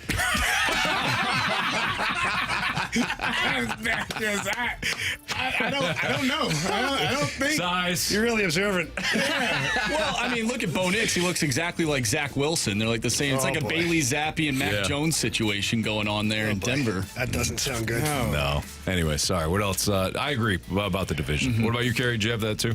Yeah, I thought that was a good. I think they did a great job. I mean, that's going to be that's going to be a fun division to watch. I mean, you got 3 young quarterbacks right now. You got Caleb Williams. You got J.J. McCarthy. He's probably going to be a starter. And then Justin Jordan Love, who's going to be the starter there in Green Bay. That's a really interesting division. The old guy is Goff. And that team is probably – it just shifted when Aaron Rodgers left to that being the team that I think people are assuming is going to win the division. But you got some really good players. Caleb Williams and Rome Odunze and all of the receivers that they have there are going to be really fun to watch. So, yeah, I think they did a great job. Anthony, the guy I was thinking about is Phil McConkey. Okay. He played for the Giants, Green Bay Packers, Phoenix Cardinals. No, he was a wide receiver. Oh, Phil McConkey. Yeah. So he's the guy I was thinking about. Okay. Which division? You're welcome. Appreciate it. Is going to be which division is going to be the next NFC South? So the worst ever, Bob? Yeah, is it the NFC South still? Oh no, it's for me it might be the AFC East. Really? I think it's undetermined to what Aaron Rodgers is actually going to be. If he can't do what Aaron Rodgers does coming back from his the Patriots fair. are going to stink.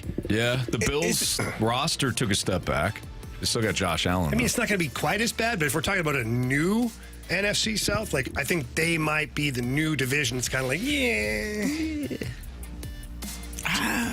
think it's still the NFC South. What? I think so, too.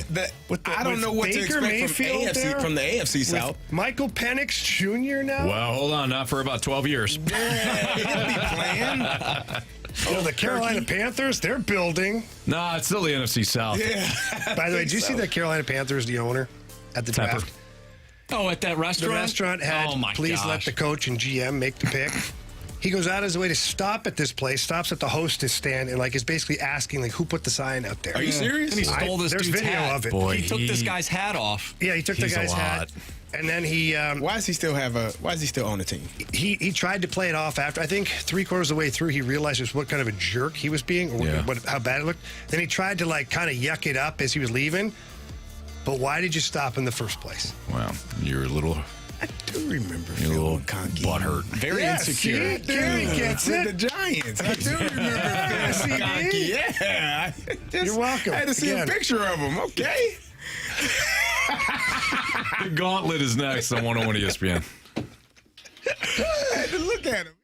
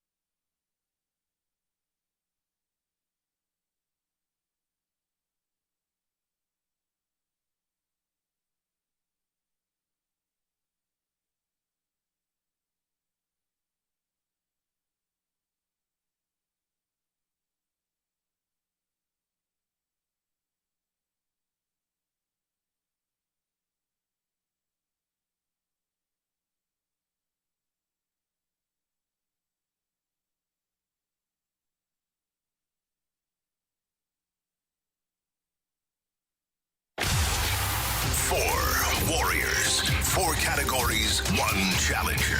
Can you master the Gauntlet? The Gauntlet is powered by Master, your hometown source for business communications for more than 30 years. Visit mastor.com.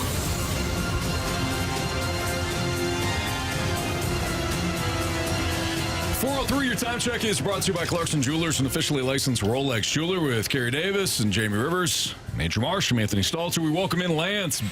He's back for round 2 after beating Carey in random trivia last Friday. What's up, Lance? What's up, guys? Did you have a good weekend? Yeah, I got to go golfing with the boys yesterday, so it was a good time. Lance, nice. I'm a little nervous. You seem locked in. Yeah, there's no outside noise. No, he's definitely locked in. He's got himself in a soundproof room. Yeah. All right. So, Lance, would you like to take on Andrew Marsh, Jamie Rivers, or me today? I think I'm going to go with you, Stalter. See? Good luck. Anthony, you'll be Thank fine. you.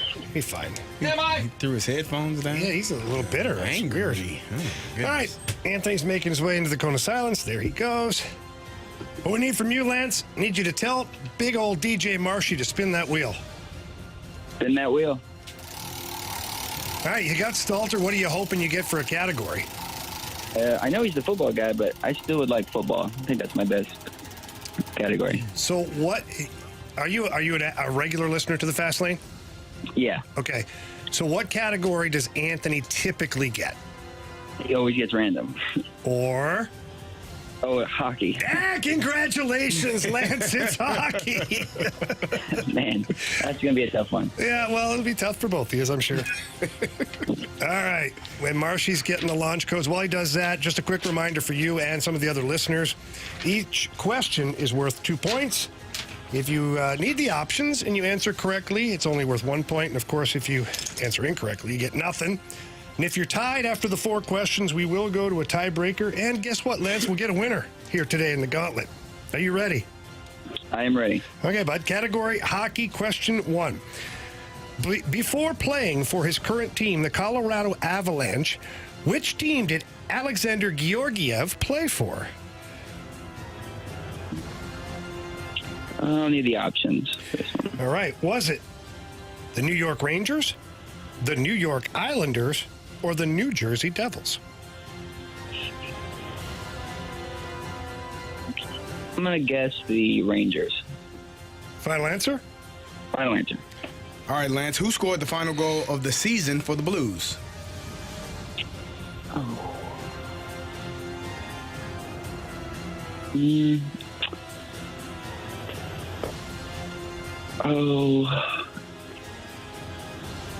need the options. I'll go with the options. Is it Robert Thomas, Brandon Saad, or Jordan Kyrou? Robert Thomas. Final answer. Question number 3. How many Blues played all 82 games this season? Jeez, these aren't easy. It's a tough question. I'll need the options. Options are 5, 6, or 7.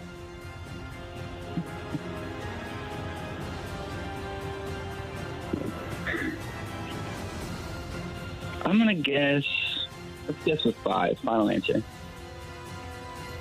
All right, Lance. Last question. How many assists did Jordan Binnington finish with this season? How many assists did Jordan Binnington have this season? Yes. I feel like he had 0, but Joel Hofer maybe had the only assist, so I'm going to go with 0. All right, final answer? Final answer. All right. Thanks, Lance. We're going to get Anthony back in here. He's dozing off in there. How you feeling, Lance? 50-50. All right. Well, Anthony's taking his time, which tells me he's slightly afraid of the competition today. Was he asleep? Oh, hey, who knows? Oh, hi, Anthony. How are you? Says the guys who were hanging out in the break room for about 8 minutes. Marsh and I trying to do a radio show. We got us a trip. You got nothing. Let's be honest. You got a conversation. You weren't there. We got a verbal. We did. Yeah. Sort of, kind of. You We got a got an verbal. oral in the kitchen. Oh, boy. Confirmation that Yeah, right. we're going to go on a trip. Hey, how about we just get to these hockey questions? You know, Carey, you were there. I was there. What topic did you say? What do I got, hockey or hockey? Well, actually, it's different this time. Yeah, it is. Random. Hockey. Did I get hockey? Good luck, Are you serious? Anthony. All right, Anthony, pack a lunch, buddy. By the way, my parents listen a lot. My mom listens all the time, and she thinks it's hilarious that I get hockey this much. I go, that's nice, Mom. And it's That's nice. it's legit. Like, I know Marshy, he has the screen, but we could. It's easy for us to prove it every single time. Like, we're not fixing it here. It just happens. No, I get it. Yeah. Turn the camera around and let them see. All right, category hockey. Anthony, are you ready? Ready. Okay, question 1. Before playing for his current team, the Colorado Avalanche, Which team did Alexander Georgiev play for? Wasn't he a Ranger?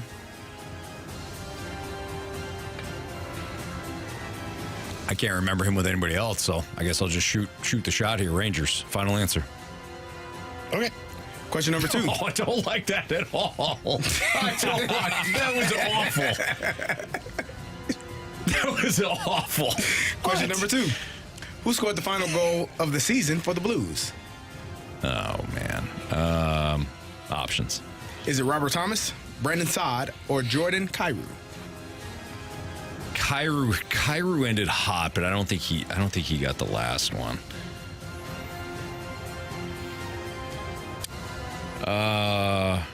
Who'd you say? Thomas, Kyrou, and who? Saad.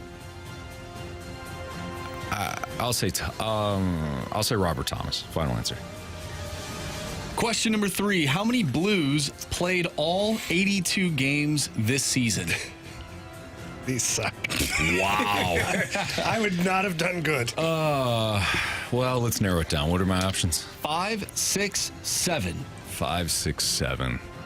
Well, Kyrou, Thomas, Pareko. Laddie had to play a lot, right? Neighbors? No, because he got hurt. Saad, Shen. Or 5, 6, or 7? Mm-hmm. 6. Final answer. All right, Antoine, final question. How many assists did Jordan Binnington finish this season with?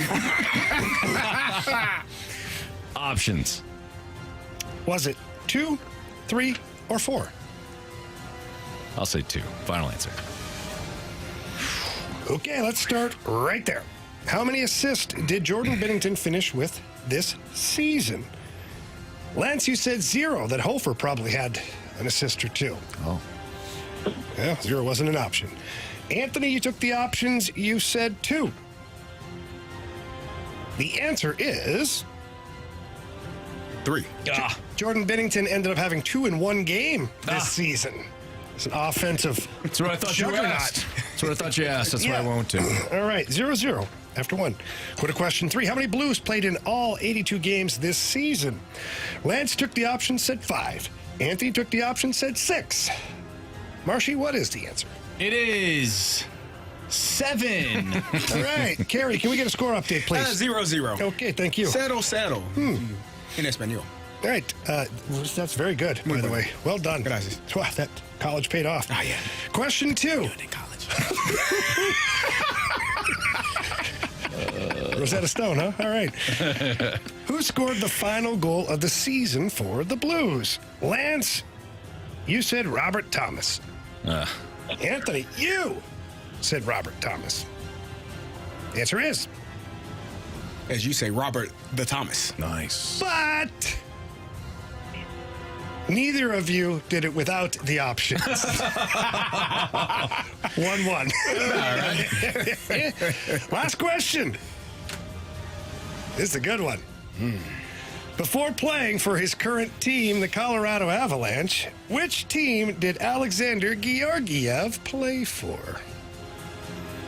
Lance, you said the New York Rangers. Anthony, you also said the New York Rangers. Mm-hmm. Answer is... It's the New York Rangers.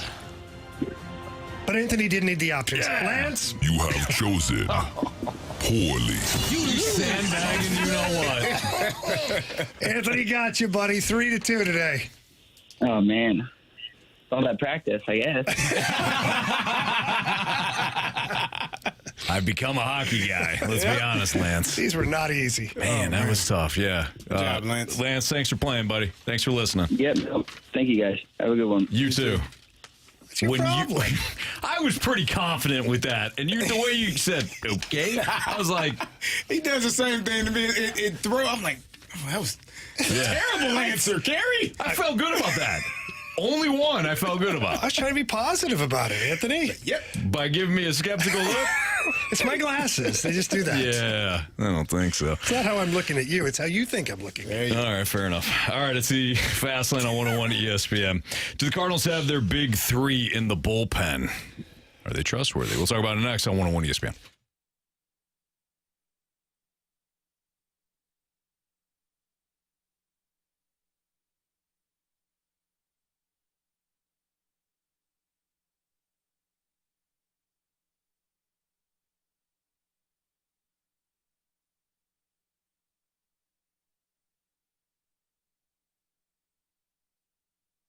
Hey, head out to Auto Center's Nissan Herculaneum. They have over 700 vehicles in one location. You don't have to worry about driving to multiple locations to find the vehicle that you want. They have them at Auto Center's Nissan Herculaneum. Again, one spot, over 700 vehicles. They've got great deals. They've got financing options for everyone. And even though we're to the end of the month, you still have an opportunity to head out there and take advantage of their Fresh Start program. They've got various incentives on new Nissans, and with all new Nissans, you also get the 30-day return promise as well as their complimentary lifetime warranty. So you talk about peace of mind, right? You find the right vehicle for you, finance the vehicle at a monthly payment that you thought wasn't even possible on a car, and you also get, again, the peace of mind coverage when it comes to the complimentary lifetime warranty, and then the 30-day return promise, because at Auto Center's Nissan Herculaneum, they're so confident that you're going to love your experience there that they give you 30 days to bring the vehicle back, and for whatever reason, if you do bring it back, they will refund your money back. Chances are you're going to love it, though. You're going to love the car. You're going to love the experience. You're going to love the financing options. And you're going to love the service department as well, because at Auto Center's Nissan Herculaneum, they take care of you from sale to service. So check them out in Herculaneum or visit them online at autocentersnissan.com.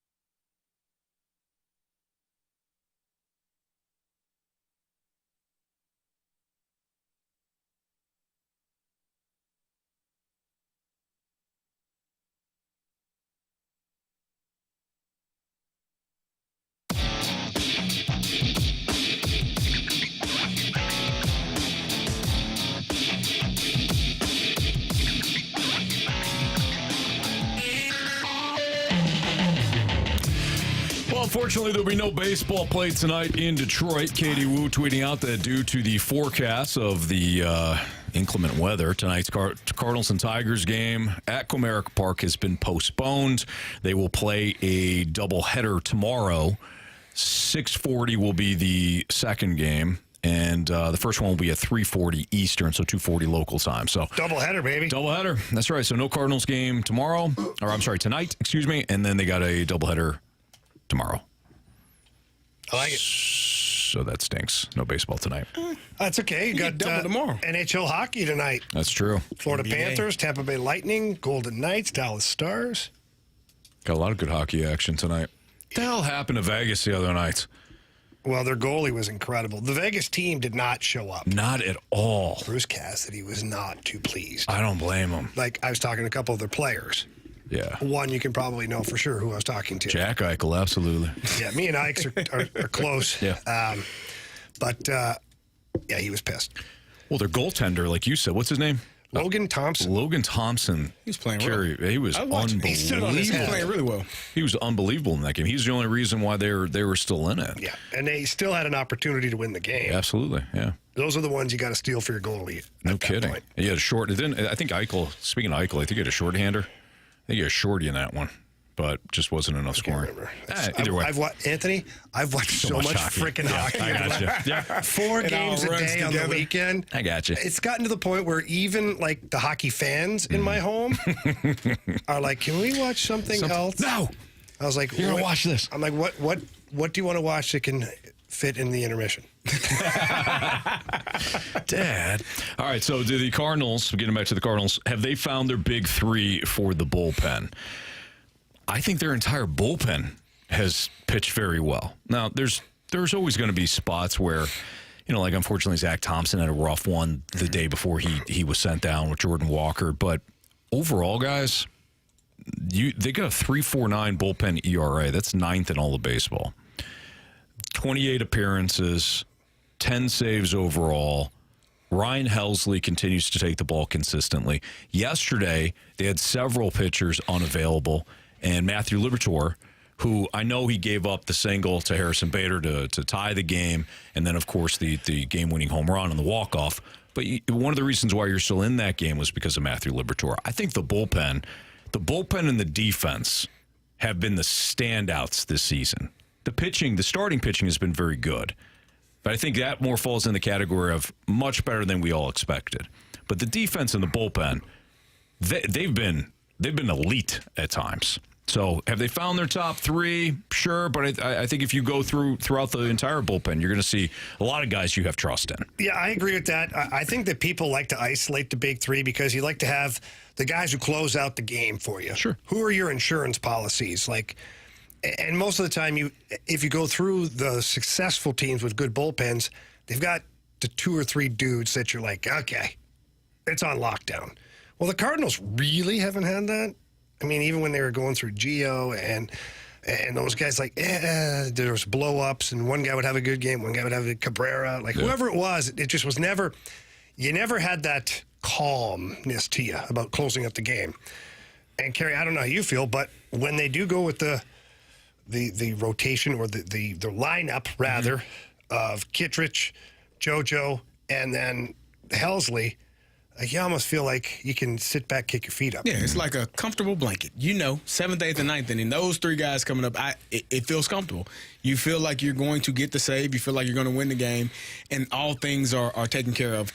And I think one of the concerns we had – we had multiple concerns, let's be honest. We had plenty of concerns, one being the starting rotation. Would they be able, to get to that point? And then what would it look like when you got to the 7th, 8th, and 9th inning? I think those questions for now have been answered. The only question I think you would have is if a game like you saw yesterday where those guys have pitched 2 days in a row, who else is going to step up to help you close the door, to make sure that you win that game, and not because those guys aren't going to be able to play 162 games or whatever you got left, 135 games. They're going to need days off, especially if they pitch as well as they've been pitching the last few outings. So who else is going to step up in that position? You talked about Matthew Liberatore. Been doing a really good job. Gallegos, another guy that I think maybe worked his way out of that role, but maybe can work himself back in as a replacement when one of those guys need a day off. So they are the pitching staff and the pitching rotation. All of it has been in my opinion, much better than I thought we were going to see. So I'm pleasantly surprised and pleased with what they've been doing. It's kind of interesting now that we're talking about it. We highlighted the bullpen, we highlighted the defense, we highlighted the fact that the starting pitching has been much better than we expected. And it's also been very good, too. Not just better than expected, but very good. It's really the offense. Mm-hmm. The reason why you're 2 games under 500, I realize Michael has had one game, 1 or 2 games that he kind of blew up. Each starter has had that one game that has gotten away from him outside of Sonny Gray. But the offense has been the one thing that has kept you 2 games under 500. It's a huge element, don't get me wrong. But imagine if everything rolls along like it should here or continue to roll on, if your offense comes alive a little bit, you've got the makings of a team that can do some damage here in the NL Central. I don't know how much I'm willing to go beyond that, but let's just baby steps here. If we're going to isolate the little word if, okay? If the Cardinals offense regains 3/4 of what it should be, I think it automatically puts them as contenders for the division. Mm-hmm. Automatically. If the pitching, if, because that's always the biggest word. Yeah. Rotation stays on track, the bullpen stays healthy, stays on track. But then the one element that has been missing has been the offensive punch. Well, if, again, big word, the offense can drag it back on the rails to a certain extent, I would love to see it completely back on the rails. If that's the case, then there's no question. But to win your division, I don't think you need to have, an A-plus offense for the NL Central. But you definitely need to have that pitching and the defense. So, again, it's weird because I feel like it's bizarro world because 2 years ago, or 2 off seasons ago, we're talking about how the Cardinals will just be able to outscore the opposition. Mm-hmm. Don't worry about the pitching. Cardinals will outscore the opposition. Well, it never happened that way. Even though they had some pretty good offense at times, it just never happened that way. Now it's the offense that is the number one question mark. Yeah. It's just wild how it works. We got our Sports Six-Pack next, so if you have a question for us, text in 314-399-9646. That's the Air Comfort Service text line. We'll do our Sports Six-Pack next in the Fast Line.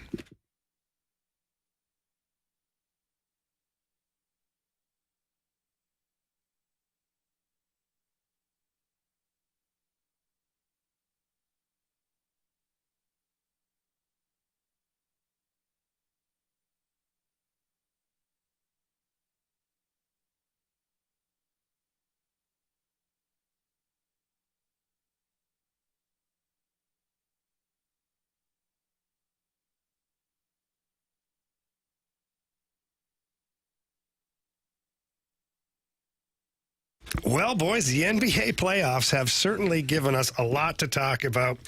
And as always, there's always a lot of drama, good and bad. But one thing I know for sure is that FanDuel, America's #1 sports book, they're a part of it. Any way you want to be a part of it with FanDuel, you can be.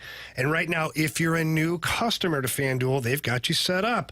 All you have to do, Carey, is place a $5 bet, and new customers get $150 back in bonus bets, win or lose, during the playoffs. Yeah, Jamie, you can bet on 3-pointers made. You got the Oklahoma City versus New Orleans. Maybe you want to take Shai Gilgeous-Alexander in over in 3-pointers made. You got the over and under in point totals. Lakers and the Nuggets. Maybe you want to go over there. And then you can go with the first basket scorer. Go with Jason Tatum of the Boston Celtics versus Miami. That's my pick. You can do so much more. Just go to FanDuel.com/fast to get started. Yeah, but the Nuggets just laying 6.5 after losing to the Lakers the other night. You know they're going to come. They're going to come out fired up tonight. Apparently they didn't have their shoes on time. Just a mess. They call this a gentleman's sweep. That's what's going to happen. A gentleman's sweep. Okay, I like that. However you want to play it, like Carey and Jamie were telling you, just go to FanDuel.com/fast to get started. With FanDuel, the official sports betting partner of the NBA. Must be 21 or older and present in Illinois. First online real money wager. Only $10 first deposit required. Bonus edition is non-withdrawable bonus bets that expire 7 days after receipt. See terms at sportsbook.fanduel.com. Gambling problem, call 1-800-GAMBLER.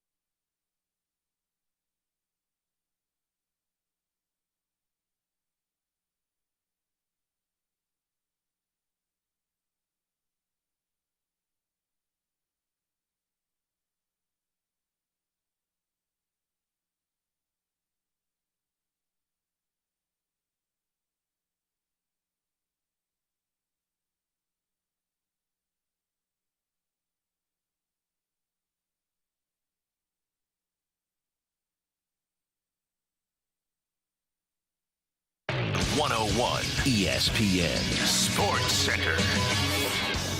I'm Andrew Marsh. It's time for a Sports Center update driven by Johnny Londoff Chevrolet and Johnny Londoff Autoplex. The Cardinals took 2 of 3 over the weekend against the New York Mets. They are taking on the Detroit Tigers. However, tonight's game is postponed. They will play a doubleheader tomorrow, 3:40 start time. If you missed anything from today's show, including our conversations about your St. Louis Cardinals, make sure you go to 101ESPN.com or check out the free 101 mobile app. Just head to the podcast page. You'll find all of our interviews and full shows there. And it's all brought to you by Dobbs Tire and Auto Centers. The Battlehawks defeated the DC Defenders, ironic name, 45-12 over the weekend. They'll take on the Houston Roughnecks next Saturday, 2 o'clock at the Battle Dome. City SC had the week off, but they will also take on a Houston squad going up against the Houston Dynamo on Saturday, 7:30 start time. We have our Sports Six-Pack coming up next. So if you have a question, send it our way to the Air Comfort Service text line, 314-399-9646. Sports Six-Pack coming up next. I'm Andrew Marsh, and the Sports Center update is driven by Johnny Londoff Chevrolet and Johnny Londoff Autoplex. See them at Londoff.com. Chevy, together we drive. Are you kidding me?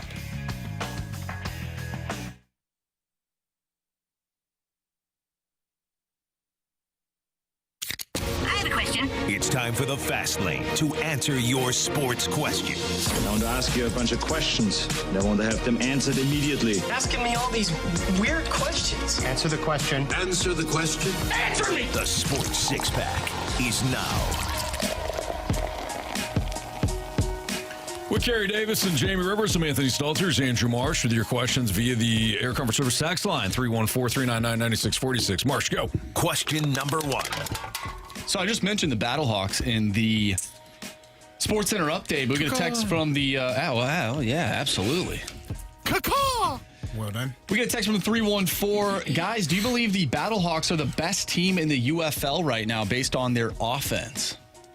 I think they have the best offense in the league. I also think their defense has improved greatly, and I think their offensive line has improved greatly since the start of the season. They should be unbeaten. If it wasn't for UFL superstar Jake Bates kicking a 93-yard field goal pretty close in Michigan, they would be unbeaten. Their biggest test is coming up in 2 weeks when they take on the Birmingham Stallions, who are undefeated at this point. But I'll back them. I think the Battlehawks are the best team in the league. They are getting better each and every week. It looks to me like their offense is almost unstoppable. Yeah. It's like they've put the right pieces around A.J. McCarron. And whether you think A.J. McCarron is the best quarterback in the league or not, I don't know. For me, he's up in the top tier for sure.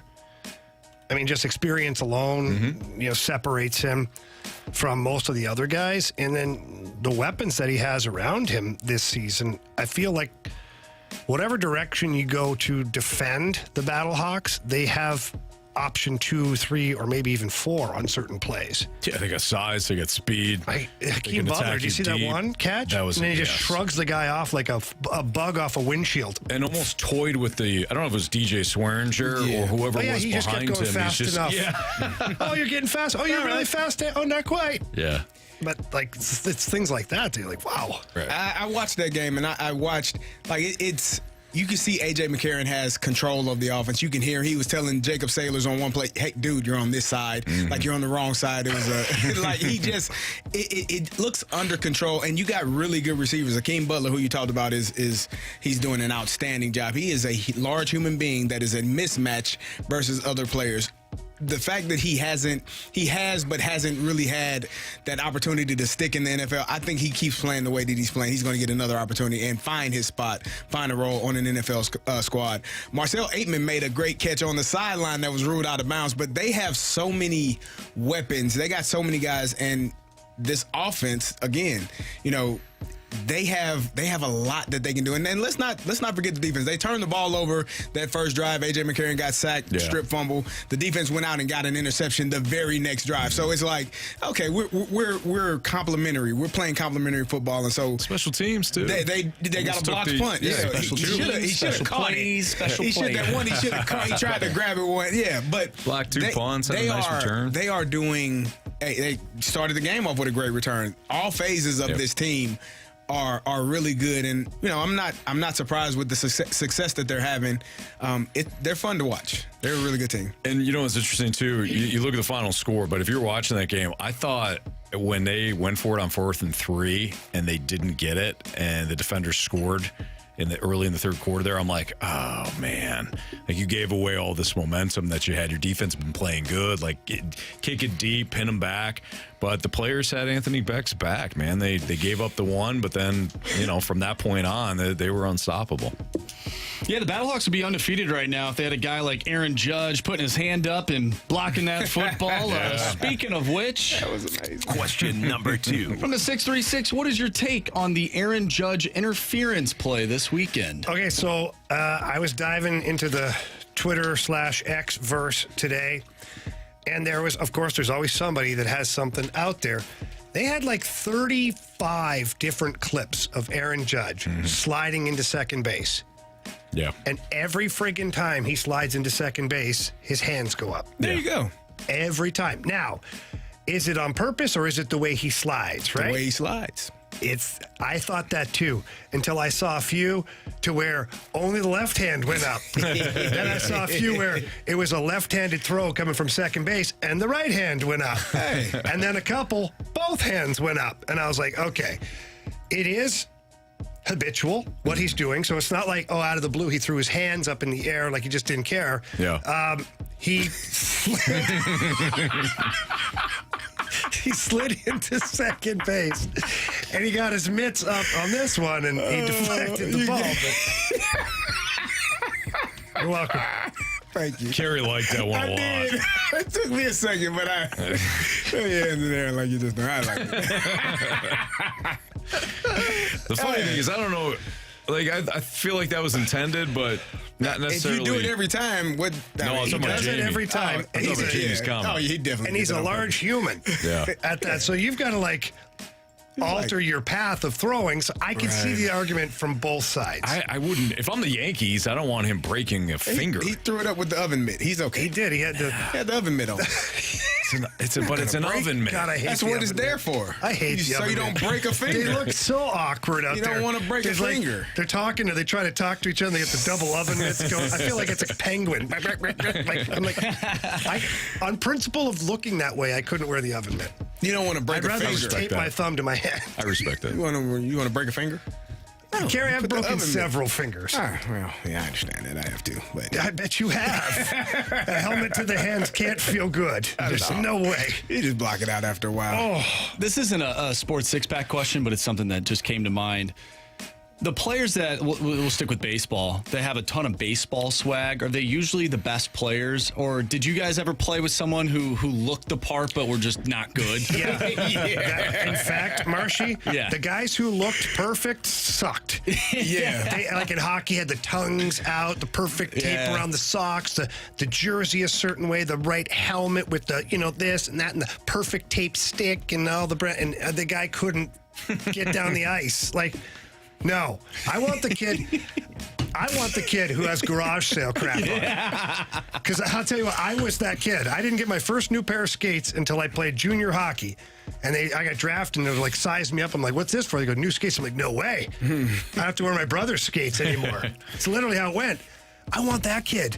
Because he's playing the sport for all the right reasons. He loves the sport. He's working.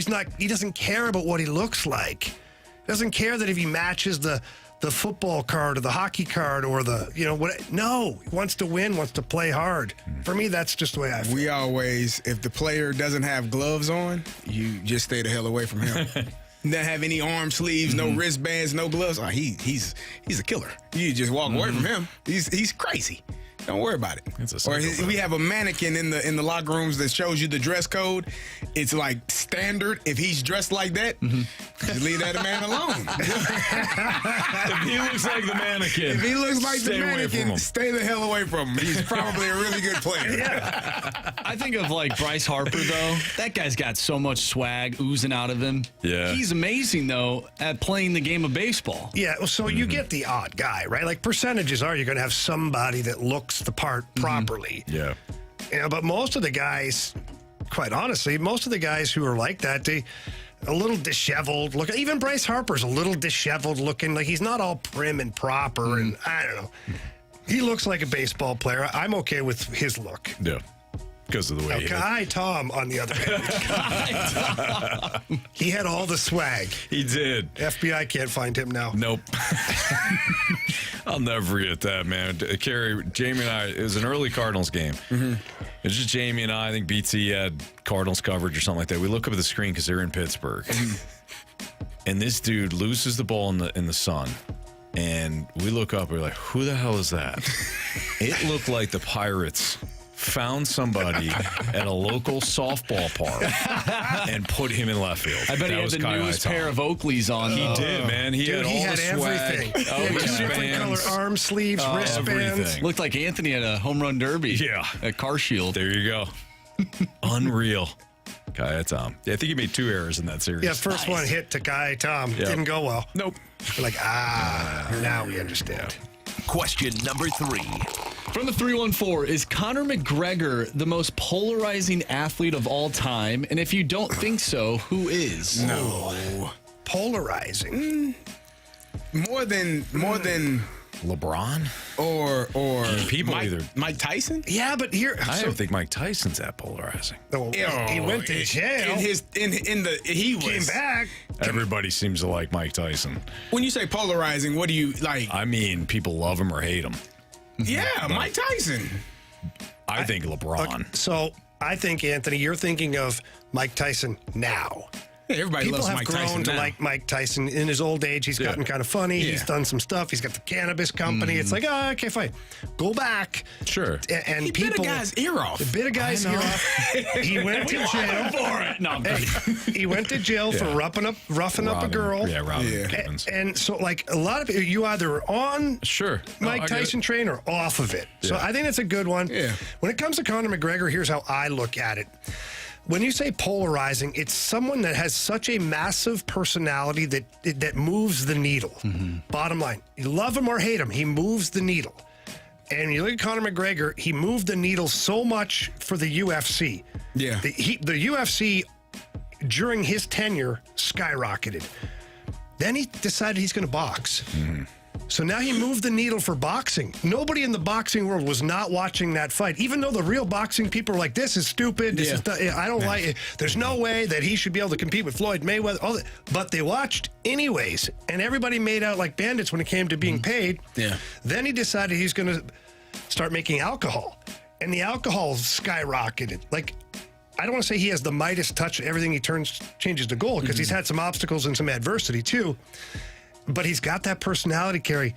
Like, when he starts his Irish stuff, people either right away, they're like, that's my guy. Or they're like, I can't stand him. This guy got out of here. But either way, you're paying to see him kick someone's ass or get his ass kicked. Got a bunch of texts on the text line from suggestions. All right, we'll come back with those, and we'll finish up our Sports Six-Pack next in the Fast Line on 101 ESPN.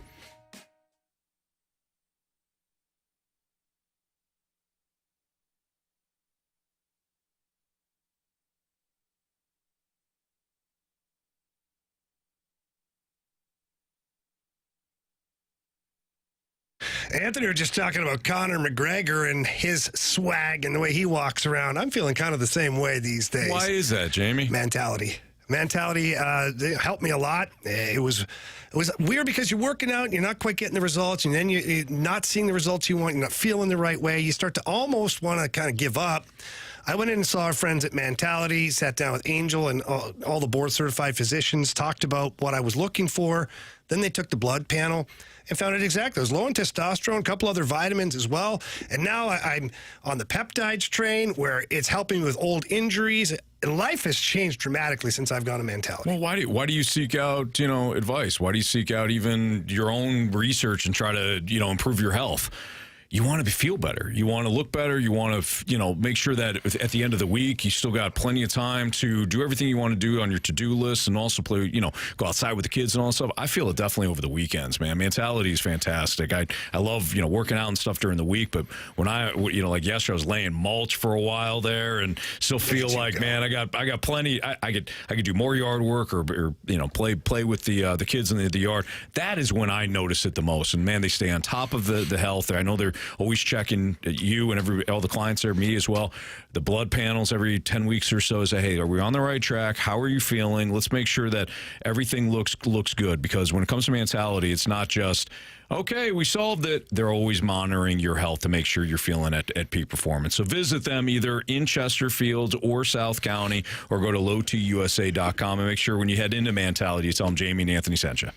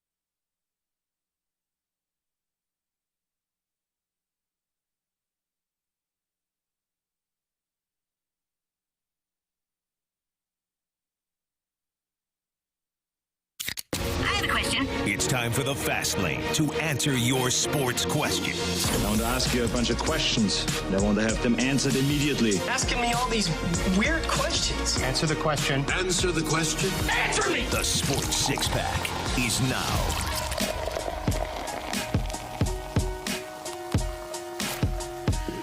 It's Fastlane on 101 ESPN. Carey, you said that the listeners were chiming in, most polarizing athlete. Yeah, we had a few. We had Tiger Woods. I feel like everybody loves Tiger. No, I think serious? not everyone. I Clearly, never had somebody a got problem a with Tiger. golf club. I don't mean everyone. I mean like That's sports one fans. person. I don't mean everyone is implying. I don't mean the all one people. that took the 9-iron and tried to wrapped bust around his head. Alan But tried to. Nordgren. yeah. Okay, Tom Brady. Yeah, I could Tom see that Brady's because of he's Deflategate polarizing. and Yeah. things like And that. then we got And the O.J. Simpson. Patriots. Why? Oh boy. Yeah, That's pretty polarizing. Is it? Yeah, I'd say so. I mean, you Considering love his him or you hate him. bums before He was. So I had I had a guy that's older than me that used to play for the 49ers, and he told me that when they would hang out in L.A., like it didn't matter if Magic came in the club, it didn't matter if it was like Jack. When OJ came in, everybody stopped. Like it was like all out. He was that figure. So he did go from extremely loved and appreciated, and it just kind of went. Do you think maybe it was just fear? I don't think they knew. They didn't know what we know now. Maybe they did. Well, yeah, he was probably afraid that the killer was still on the loose in California. That's what he kept saying, Marsh. You're right about that. He didn't want to go back there. He was acquitted of all things. Was he? He was. In that trial, he was. In that trial. Civil trial has much less. Civil trial. You don't need much for a civil trial. Yeah, and I really appreciate the fact that he wrote a book about if I did it. Yeah. If he had done it. Yeah, no, it's probably great. Not the best decision. Considering he had details in there that were actually never a part of the court case, that was problematic. Well, there's a thing called double jeopardy, Jamie. Oh, I know what it's called. Can't be tried again. Carey. Doesn't mean he did it, though. Maybe the actual killer really told him. So, Carey, let me help you out here for a second. Do you remember what kind of dogs Nicole Brown Simpson had? I do not. She had Akitas. Okay? I had Akitas. They're very aggressive. And let me tell you what they do when strangers come to the home. They're aggressive. Let me tell you what they do when people try to hurt family members. Extremely aggressive. Yeah. Guess what nobody heard that day? Dogs barking. Nobody heard dogs barking that day. Means that whoever was there was recognizable to those dogs. Just saying. Got a point. Your Honor, I rest my case. Wow.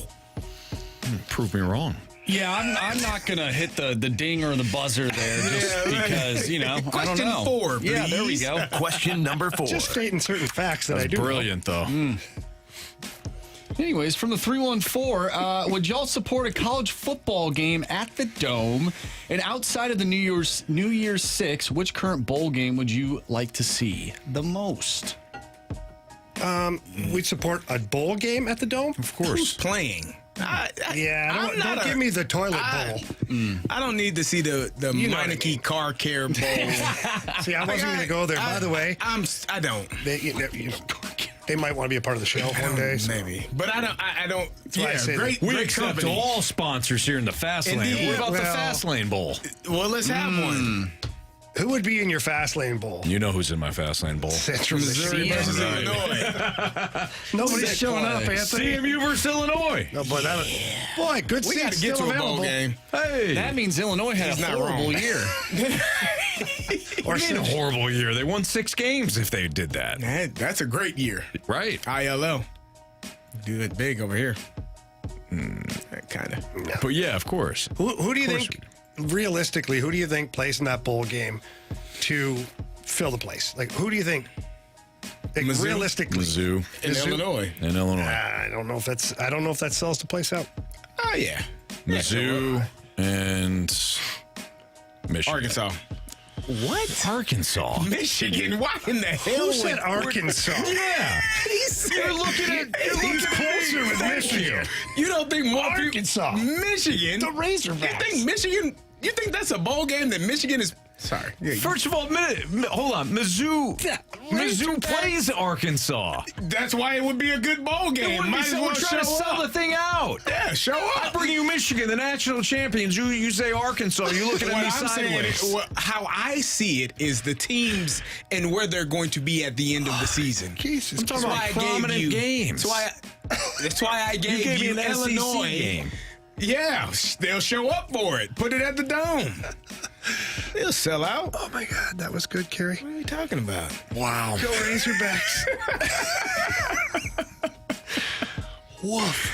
I said Mizzou, Michigan. Carey's like, he comes firing give with us a tough Mizzou and Vandy. Yeah. They'll travel from Tennessee. It's not that far.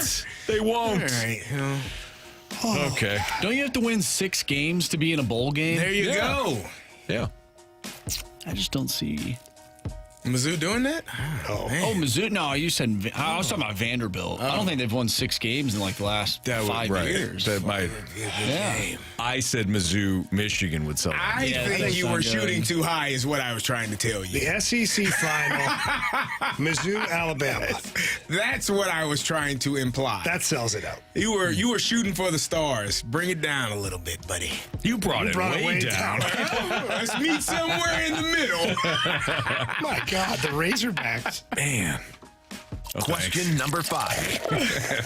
All right, let's head to the snake pit for this one. Tanisha always has great questions. What is your favorite event to watch in the Summer Olympics? Oh, that's track and field for me. It's track and field for me. Yeah, I would agree. I think that the 100 meter, the 200 meter, and the 4x100 is almost must-watch TV. Those are the 3 for me that. Huh? They're flying. Yeah, they're flying. It's fun to watch. I like that. Anthony doesn't watch the Summer Olympics. You don't watch the Olympics? No. How un-American is that? I like the Winter Olympics. The Anthony, you seem like a guy that the favorite event is the hammer throw. The javelin. I do appreciate a good hammer throw. I know. The swimming, the He's got the best. He's got the best hammer throw of all time, right? Nope. No. Marsh, you know. Hammer throw? Yeah. I don't think he knows. Maybe this is just flying over my head right now. I'm not too sure. Wow. Hammer throw. Yeah. Oh, yeah. Yeah. Yeah, of course he does. Thor. Of course he does. It's Thor. Although Captain America, Yeah, let's not. But when you stood up, I automatically knew. But wait. Was it Thor or was it the hammer? Who's the real star? Well, it's Thor. It's Thor. probably the hammer. Really? I think anybody can handle that hammer. Well, actually, they can't. They can't. Yeah, just Really? him, Captain America, maybe Vision, if you believe that. But You have to be worthy of it. You give me that hammer, I'll show you what I can do with it. I don't think you'd be able to lift it. I don't think you'd be. Try me. They've tried. Iron Man tried. Yeah. Okay. It's plastic rubber. Who else was there that night? Hell, the Hulk tried. He couldn't do it. The Hulk tried. Carey, you'll help me with Widow. the hammer, right? Black Widow couldn't do it. You can do your own hammer. Hawkeye definitely couldn't do it. Come on. No, he's Might more need of a an bow and extra arrow hand. fella. You can handle your own hammer. I missed most of that. Caught that part. We're moving on. It's a fast lane on 101 to ESPN. Oh, we can't play Beat the Streak, so we'll just get to the biggest question of the day next.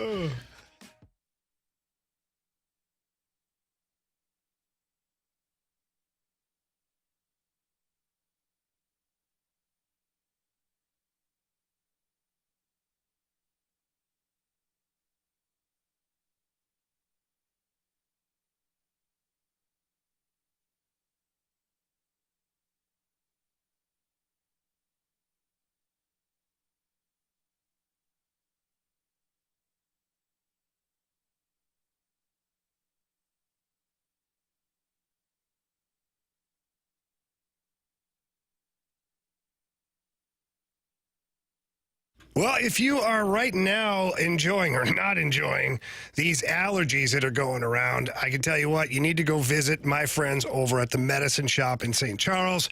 Had to go in there because the tree pollen was high. I couldn't figure out what to take.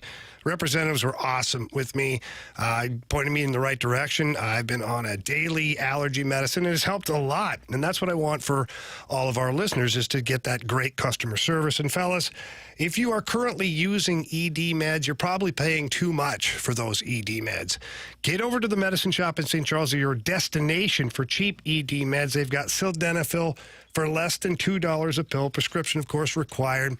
And if you have any other regular medicines that you require on a regular basis, then you take advantage of their free, discreet shipping and delivery to your home or your workplace. That's for people with busy schedules that just can't quite get to the pharmacy. No problem. The Medicine Shop will come to you. I use that service, and I absolutely love it. So, again, please pop in there. Tell them that Jamie Rivers sent you in. Or you can visit them online at stcharles.medicineshop.com. That's stcharles.medicineshop.com.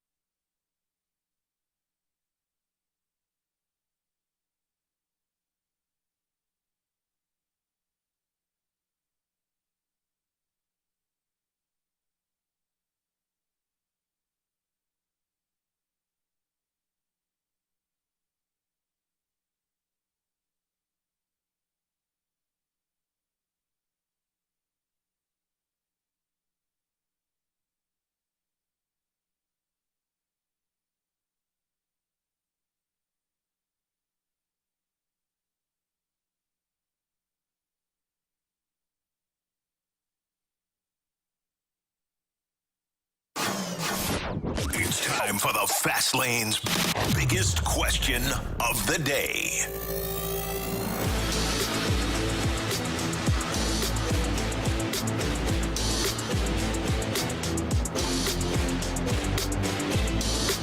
Your time check brought to you by Clarkson Jewelers, an officially licensed Rolex jeweler, with Carey Davis, Jamie Rivers, Anthony Stalter.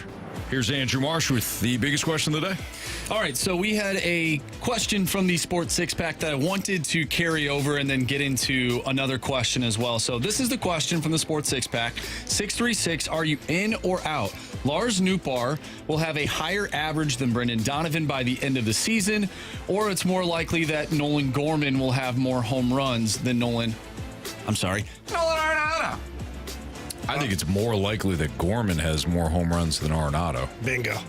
Right now, Arenado's got one. Than Newt having a higher. Yeah. Oh, I agree with that. And it's got less to do with the Newt question and more to do with the Gorman Arenado question. Anthony, I have the biggest question of the day. All right. Is Carey, what is your... You took it right out of my mouth. That was what I was going to ask. What is your lack of enthusiasm for Lars Nootbaar? Because when we just brought that up, we said Gorman, and then you went, Nootbaar, under your breath. Like, what's going on, man? I didn't pick up on that. What's going on, I'd offer you a hug, but I want to hear your explanation first. I'm not as high on Newt as some others are. What the hell? I think he's a fine player. I think he has been aided by the World Baseball Classic because they did such an outstanding job with Team Japan, and they won, and they were outstanding, and he became, kind of a superstar through that. Mm-hmm. But here in St. Louis, I have yet to see that superstardom, kind of that light that is cast upon him. I haven't seen that enough. I see more of that from Jordan Walker. I would probably a healthy Dylan Carlson, maybe even more than a healthy Nootbaar. Just a step above. But I don't know that. I don't know if he will. I don't know if he is. I just haven't seen it yet. I'm not as sold on Newt as some other people are. So I'm not far off of that with you, and a couple of reasons behind that is, one, Lars Nootbaar's had equal amount of trouble staying healthy as some of the other guys. Mm-hmm. And now I will say this, that the numbers when he is healthy, he's got pretty good numbers. Like, he's got above average numbers. But I do believe in what you're saying when it came to the World Baseball Classic. Actually, it started before that. It started with the Cardinals, where Lars is all of a sudden this ball of energy out in the outfield, and then they're doing the pepper grinder and doing all this other stuff with Newt, and then that carries over to the World Baseball Classic, and all of Japan fell in love with Lars Nootbaar. Why? Primarily because Shohei Ohtani fell in love with Lars Nootbaar and started laughing at all the things he was doing and pumping him up, and then all of a sudden you've got pepper grinders that are selling out all over Japan because of Lars Nootbaar, and Lars Nootbaar recently has been signed as like the face of Adidas or something over there. It's amazing. Like, next to Shohei Ohtani, he signed the biggest endorsement deal for baseball players over in Japan. Anthony? So, what are your thoughts? Oh, I'm sorry, I didn't want to cut you off, Jamie. No, so I'm with you. I think that the output has to match the hype in order for that player to be, ultimately successful. Agreed. What do you think, Anthony? Why would you guys criticize a guy that is popular? I know where he's going with this. Finally, somebody's going to have some fun out there, and you don't want him to. No, I just want him to play good, too. Why don't you guys run the Cardinals? Oh, do you mean anybody that is going to have fun, you're going to ship them out, probably to Tampa. I don't think that's what we're trying to do. We literally didn't say that. Any sort of energy. No, you want those guys I love out. energy. Why don't you just keep rewarding people, Anthony, for average output? If Lars Nootbaar... You're always worried that DeWitts don't spend enough money. Why don't they spend the money the right way? I don't worry about that at all. If Lars Nootbaar was a top prospect, you guys be singing his praises. But because he's not, it's like, no, I don't know. I don't think Now he's overhyped because he's pepper grinding over everybody. out in overseas. He's not even asking. He's grinding. He's grinding his way through the. Need permission first. Hey. He's the only champion on this roster. Okay, let's just start there. Do you forget about Wilson Contreras? You can't even say that with a straight face. Look at him. He's one of 2 champions on this roster. There you go. All right. Thank you. Don't leave my guy Wilson. My bad. Thank you. Oh, my gosh. 1, 2, 3, 4. I'm grinding. I'm grinding. Get permission first. Yes. He's a good player. He's got to stay Then healthy. grind away. Pepper grind away. Oh, yeah. Yeah. Both hands. Can't do it with one. You ever tried that? Tried to grind that up with one hand, Carey? No. Can't do it. Let's check out Lars's stats there. What do you got? What are you looking at? OPS for this year? Yeah, not Average? great. Yeah, he's hitting below 200. On base 306, slug 321, WRC plus of 81. Guys, we missed out on another champion. Who? The Crawdaddy. 3-time champion. Is it 2 or 3? Did he win 2? I think he won 2. 2. Yeah. I keep saying 3. Yeah. It was 2. He's not that old. Renteria was the shortstop for the Giants in 10. Hey. So Crawford was 12 and 14. Good for him. This is what Lance happened. Lynn's also a champion too, That's by the right, way. yeah. In 11. Carey's watching. Carey was watching Friday's game, and he saw Newt misplay a ball or 2. Listen, because if And it that led was to- Jordan it led Walker, to- it led we to- would not hear the end of it. That is true. If that was Jordan Walker who misplayed that ball in the foul territory near the he's by the fence, I'll give it to him. It'd be scary. But if that's Jordan Walker that misplays that ball, we would not have heard the end of it. And That's then because he does it all the time. No. And then to couple that, the same batter then hit a home run. So you compounded the mistake by, and not that he threw the pitch, but if you catch the ball, the pitch doesn't have to be thrown. So we get on Jordan about the lack of defensive ability, lack of hitting, and Lars just kind of just walks through freely. No one says anything. That also could be one of the reasons why he's not playing center field. While they don't like him in center. And maybe not that's a reason good why. in center. Here's my. Boy, Jamie's right. You are not a Newt If you're fan. playing center field, you have to have a higher level of athleticism. Victor Scott, Michael Cera, Ciani, Dylan Carlson. There's a level of athlete. Like we can't pretend like you can just be not average. He's above average, but not elite to play center field. Like there has to be a level of athleticism that is required to play that position. Mm-hmm. Newt does not have that. He has corner outfield ability, but he just has to be better, in my opinion. Hit better, do better. I know what I'm getting Carey for his birthday next year. Don't get him a pepper grinder. I'm getting a signed Newt Bar jersey. I don't dislike him. To Carey, let's grind. Let's grind. Instead of let's go, I'll grind. Let's grind. Hashtag let's grind. Grind. True or false? True. And be honest. Okay, what's the question? As soon as Dylan Carlson's back, you want Newt on the bench. False. Well, you just said Carlson's better than him. He's not playing center field. Michael Ciani's going to be on the bench. You want Carlson in right, super bad in center. No, false. I think very false. Man, I'll tell you what. Jordan though. Walker in right when he's hitting the damn ball, but he ain't hitting the ball either, which is why he's in the minors. True or false? If Victor Scott, Jordan Walker, and let's see here, Dylan Carlson. If they're all hitting the ball? No. If they're all on the roster, you want Newt benched. Depends on. False. Tell the truth. Tell the truth. Yeah, you're bound to the truth in here. Victor Scott is your what? Michael Upside. Ciani can bunt. There you go. I would still say. Carey's so pretzeled I right now. am. I'm twisted in knots over here. You are. Your Who's outfielders, hitting? Walker, Scott, Carlson, Newt, I'm itching. on the roster. Break it out in Just hives. say whatever you want. I do it all the time. You're fine. You might be right. If those two corner outfielders are hitting, if they're hitting better than what Newt is at that time, yes. Because that is an elite, well, not elite. Jordan Walker is still learning the position, but if you It's not. I watched Newt in right field. It doesn't look that much better or worse than Jordan Walker. Oh, you stop it. I am not. Overall, better arm, Jordan Walker or Lars Newt. I don't know. Newt's got a pretty good arm. It's better than Jordan Walker? I don't know if it's better. He's got more a pretty good arm. accurate. He's got a really good arm. All right. Hey, you know what, Carey? I'll give you credit. You told half truths. You told half a truth in that statement. You did a real good job in this deposition. Half truths are important. Yeah. Are we done? Are we done? All right. Am I off trial, huh?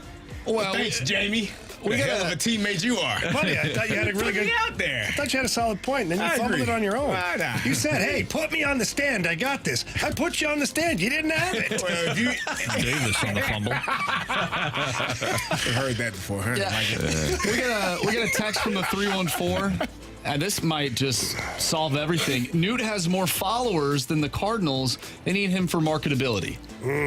If Newt would have got Shohei here, his ass could start in left field every damn day. I don't know. We don't need that gambling problem in the clubhouse. That was his translator. Right, he would have been translator. Not now. He's gone. Not now. Shohei is on freaking New Balance commercials. That's amazing how as soon as that went away, that came. That's New Balance commercial. They was holding off. How do you think the Cardinals would have handled that, by the way? Not great. Poorly. The Dodgers just sort of swept under the rug and kept the feet moving. Yes. The Cardinals would be like, John Mozeliak wouldn't know what to do. The interpreter's in there making bets, stealing money. You just signed. Oh, I almost welcome the chaos. The Dodgers were like, we're aware of the situation. And that was it. They shut up. Go do something else while you're in L.A. Mo would have been like, well, Ned, he didn't partake as much. He only partook on Wednesdays. And then, the thing that you have to think about is, and be like, what? Did he do it or didn't he not? Stop talking. We're aware of the situation. Text line says, Mo would have sent Shohei to Memphis. All right. Bet the board, 3 stars of the day, criticisms, compliments next.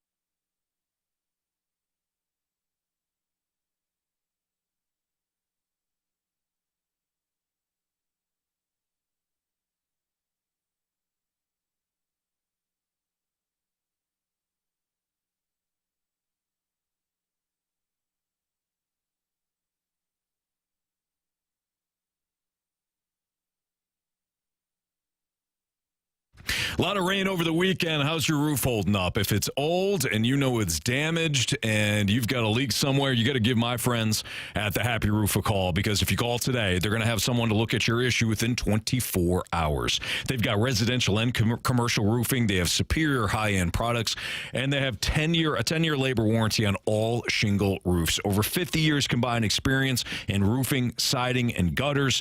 If you need a brand new roof, no problem. They've got financing options available, and they do the detail inspection reports for all real estate transactions. So if you put a new roof on thinking, let me, increase the value of my home, great. They've got, again, that detailed inspection for real estate transactions. Great relationships with realtors, A+ rating with the BBB, expert field supervisors. This is everything that comes with the Happy Roof Company, and they don't chase storms. They're not one of these companies that come in and out looking for a quick buck, and then they leave just as fast as they came in, and then the warranty, well, what warranty? But with the Happy Roof Company, company. 100% of their market is in the St. Louis and surrounding areas. Their headquarters is in Sunset Hills. They're a reliable company. Free estimates with competitive pricing. TheHappyRoof.com or give them a call. 314-665-3001. It's The Happy Roof Company.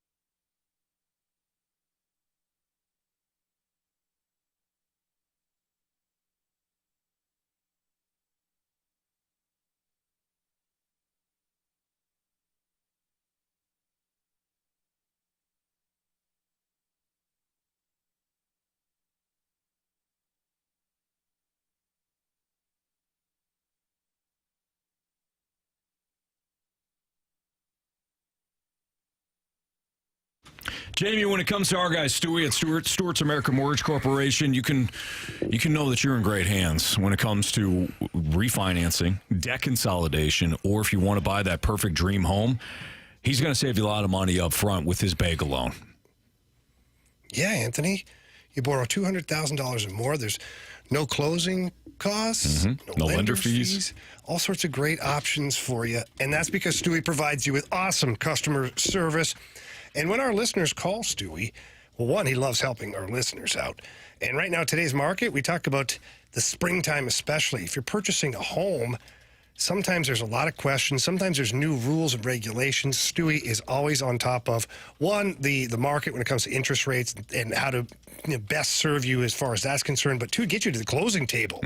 So that you can get your home and you do it in a very smart financial way. All you have to do is give him a call or shoot him a text. His personal cell phone number is 314-324-4440. Again, 314-324-4440. Give him a call, shoot him a text any day, any night. Doesn't matter. If you can't remember the number, Anthony, what can you do? You can always Google the bagel loan.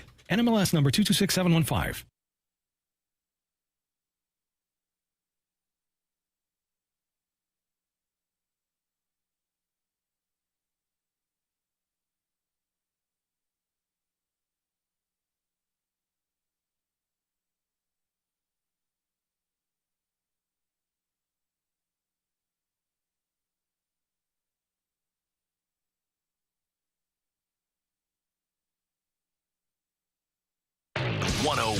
ESPN Sports Center. I'm Andrew Marsh. It's time for a Sports Center update brought to you by Saliga Heating and Cooling. The Cardinals took 2 of 3 against the Mets over the weekend. They will take on the Detroit Tigers tomorrow. They were supposed to play tonight. However, it has been postponed due to inclement weather. A doubleheader tomorrow. Game 1 will start at 3:40, and the second game will start approximately 40 minutes after the conclusion of Game 1. If you missed anything from today's show, make sure you go to 101ESPN.com or check out the free 101 mobile app. Just head to the podcast page. You'll find all of our interviews, all of our shows there, and it's all brought to you by Dobbs Tire and Auto Centers. Tonight, we have the Panthers taking on the Tampa Bay Lightning. Pregame starts here in about 10 minutes, 5:30, so we are off today early. Once again, Panthers and Lightning, pregame starting at 5:30. I'm Andrew Marsh, and the Sports Center update is brought to you by Saliga Heating and Cooling, an independent American Standard heating and air conditioning dealer.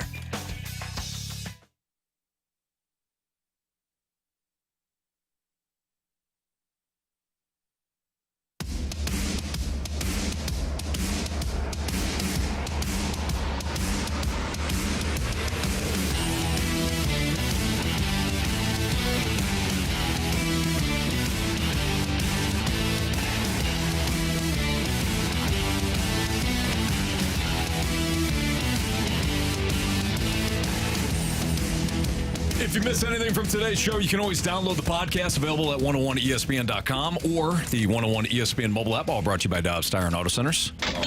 Time to bet the board here in the Fast Lane on 101 ESPN. Congratulations to our guy Andrew Marsh, who wrapped up another successful month. Is that 2 now for you? 2 in a row. 2 in a row, back to back. Nice job, Marsh. Oh, look at you go. Excellent work. So Marsh, we got work to do, huh? Yeah, we do. So Marsh, you won an ESPN prize pack for your listener. Adam is the winner. There you go, Adam. Congratulations. Thanks to Marsh, you're going to take home a 101 ESPN prize pack. Hopefully Mike Ryder's on top of that. But we do finish out. Because clearly we're not. Hey, you know he is. Look, we're not going to do it. So, but Mike will, because Mike's reliable. But we are going to finish out the month. So this is for pride at this point, boys. Next 2 days are for pride. Marsh, you're obviously in first.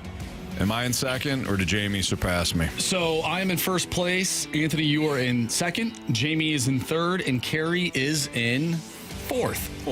Fourth, yeah, good. Also known as last place. Yeah, it's kind of like where I'm at in the home run derby. I'm in fourth. It's okay. Yeah. All right, Marsh, what do you like? I was thinking, since it doesn't really matter, I'd let you guys go first. Oh, Jamie, Jamie, are you taking Vegas tonight? I won't snake him if you do. That's where I was leaning. Okay. So you want Vegas? Go ahead. I would like the Vegas Golden Knights tonight. All right. Get back on track, beat the Dallas Stars. I mentioned this in one of our FanDuel reads. I think the Nuggets absolutely crushed the Lakers tonight. Coming off the loss. -6.5? Yeah. So I'll take the Nuggets -6.5. They're real pissed. Yeah. I'm glad I didn't go that route. I'm going to take the Oklahoma City Thunder. No baseball for you tonight? Nah. Cardinals aren't playing. Well, the Braves playing? That's my team there, huh? Old Atlanta Braves. Who they got tonight? They are in Seattle. Seattle. Yeah. Just 1.5. They're in Seattle, right? Yeah, stay away from it. Are they in Seattle? Yeah, they're in Seattle. All right. Marsh? Thanks for on the ball. I'm going to go with Alex Pietrangelo over 1.5 shots on net tonight. Oh, yeah, well, that's probably a pretty good bet. Okay. So there's bet the board. What do we got for criticisms and compliments, Marsh? Here's one from the 618. Start calling Carey bitter brother. I don't like that at all. That's a criticism. It's okay. We take criticisms and compliments. It's all right. How do you spell brother? Was it ER or with an A? Because if it's with an A, I don't like that at all. There's a difference. What the hell's wrong with you? I don't know. I like making Carey laugh. Jesus, It's Anthony. bitter because I said that Newt was not as good as some people think. By the way, the Cardinal game is at... That may have been Newt. He's got the ring not out. playing right now. You're He's right. listening to the app. Hey, who the hell is this guy? Who's this bitter Sorry. brother? Apologize. I pulled a Jamie, gentlemen. What'd you pull Jamie on? I mean, that really could be anything. But the Cardinal game tomorrow is at 2:40, not 3:40. I was reading the Eastern time start. Yeah, so, that happens. well, 2:40. You know what, though? If you listened earlier, when we mentioned it, I'd said 2:40. I wasn't listening, We got so. it. No, I don't That's mean a you. theme here. Hey, Marshy, It's a I theme don't here. blame you. It's a theme here. No, we don't listen. We don't listen to what's going on when we get ready to break. See? He's perfect at it. He does this really well. Absolutely. All the time. Now that I heard. So it's selective hearing. Got it. Oh, boy. And we have Carey. Carey could be a good politician. That's from the 309. I wiggled my way out of that. I'd vote for you, Carey. You know what? We were talking earlier. I might have to put my hat in the ring. You should. Anytime you put on those glasses, those Cardinals glasses. Listen, you guys are Cardinal haters. I'm a Cardinal lover. No, I don't hate the Cardinals. Go ahead, Marsh. I love them so passionately, I'm willing to criticize them. Oh, no. Somebody in the state pick goes, I won't read all of it, but darn you, Marsh, you let us all down. My bad. Third star of the day goes to Jamie, just for being Jamie. Yeah. Oh, thank you. Yeah, our second star goes to Anthony Edwards, a.k.a. Mark Green of ER. That's right. And our first star of the day goes to Lars Newbar. Had a rough day because of Carey, but, we wound up on top. There you go. Like he always does, grinding away. For Marsh, Carey, said. Jamie, I'm Anthony. We're nuts. See ya.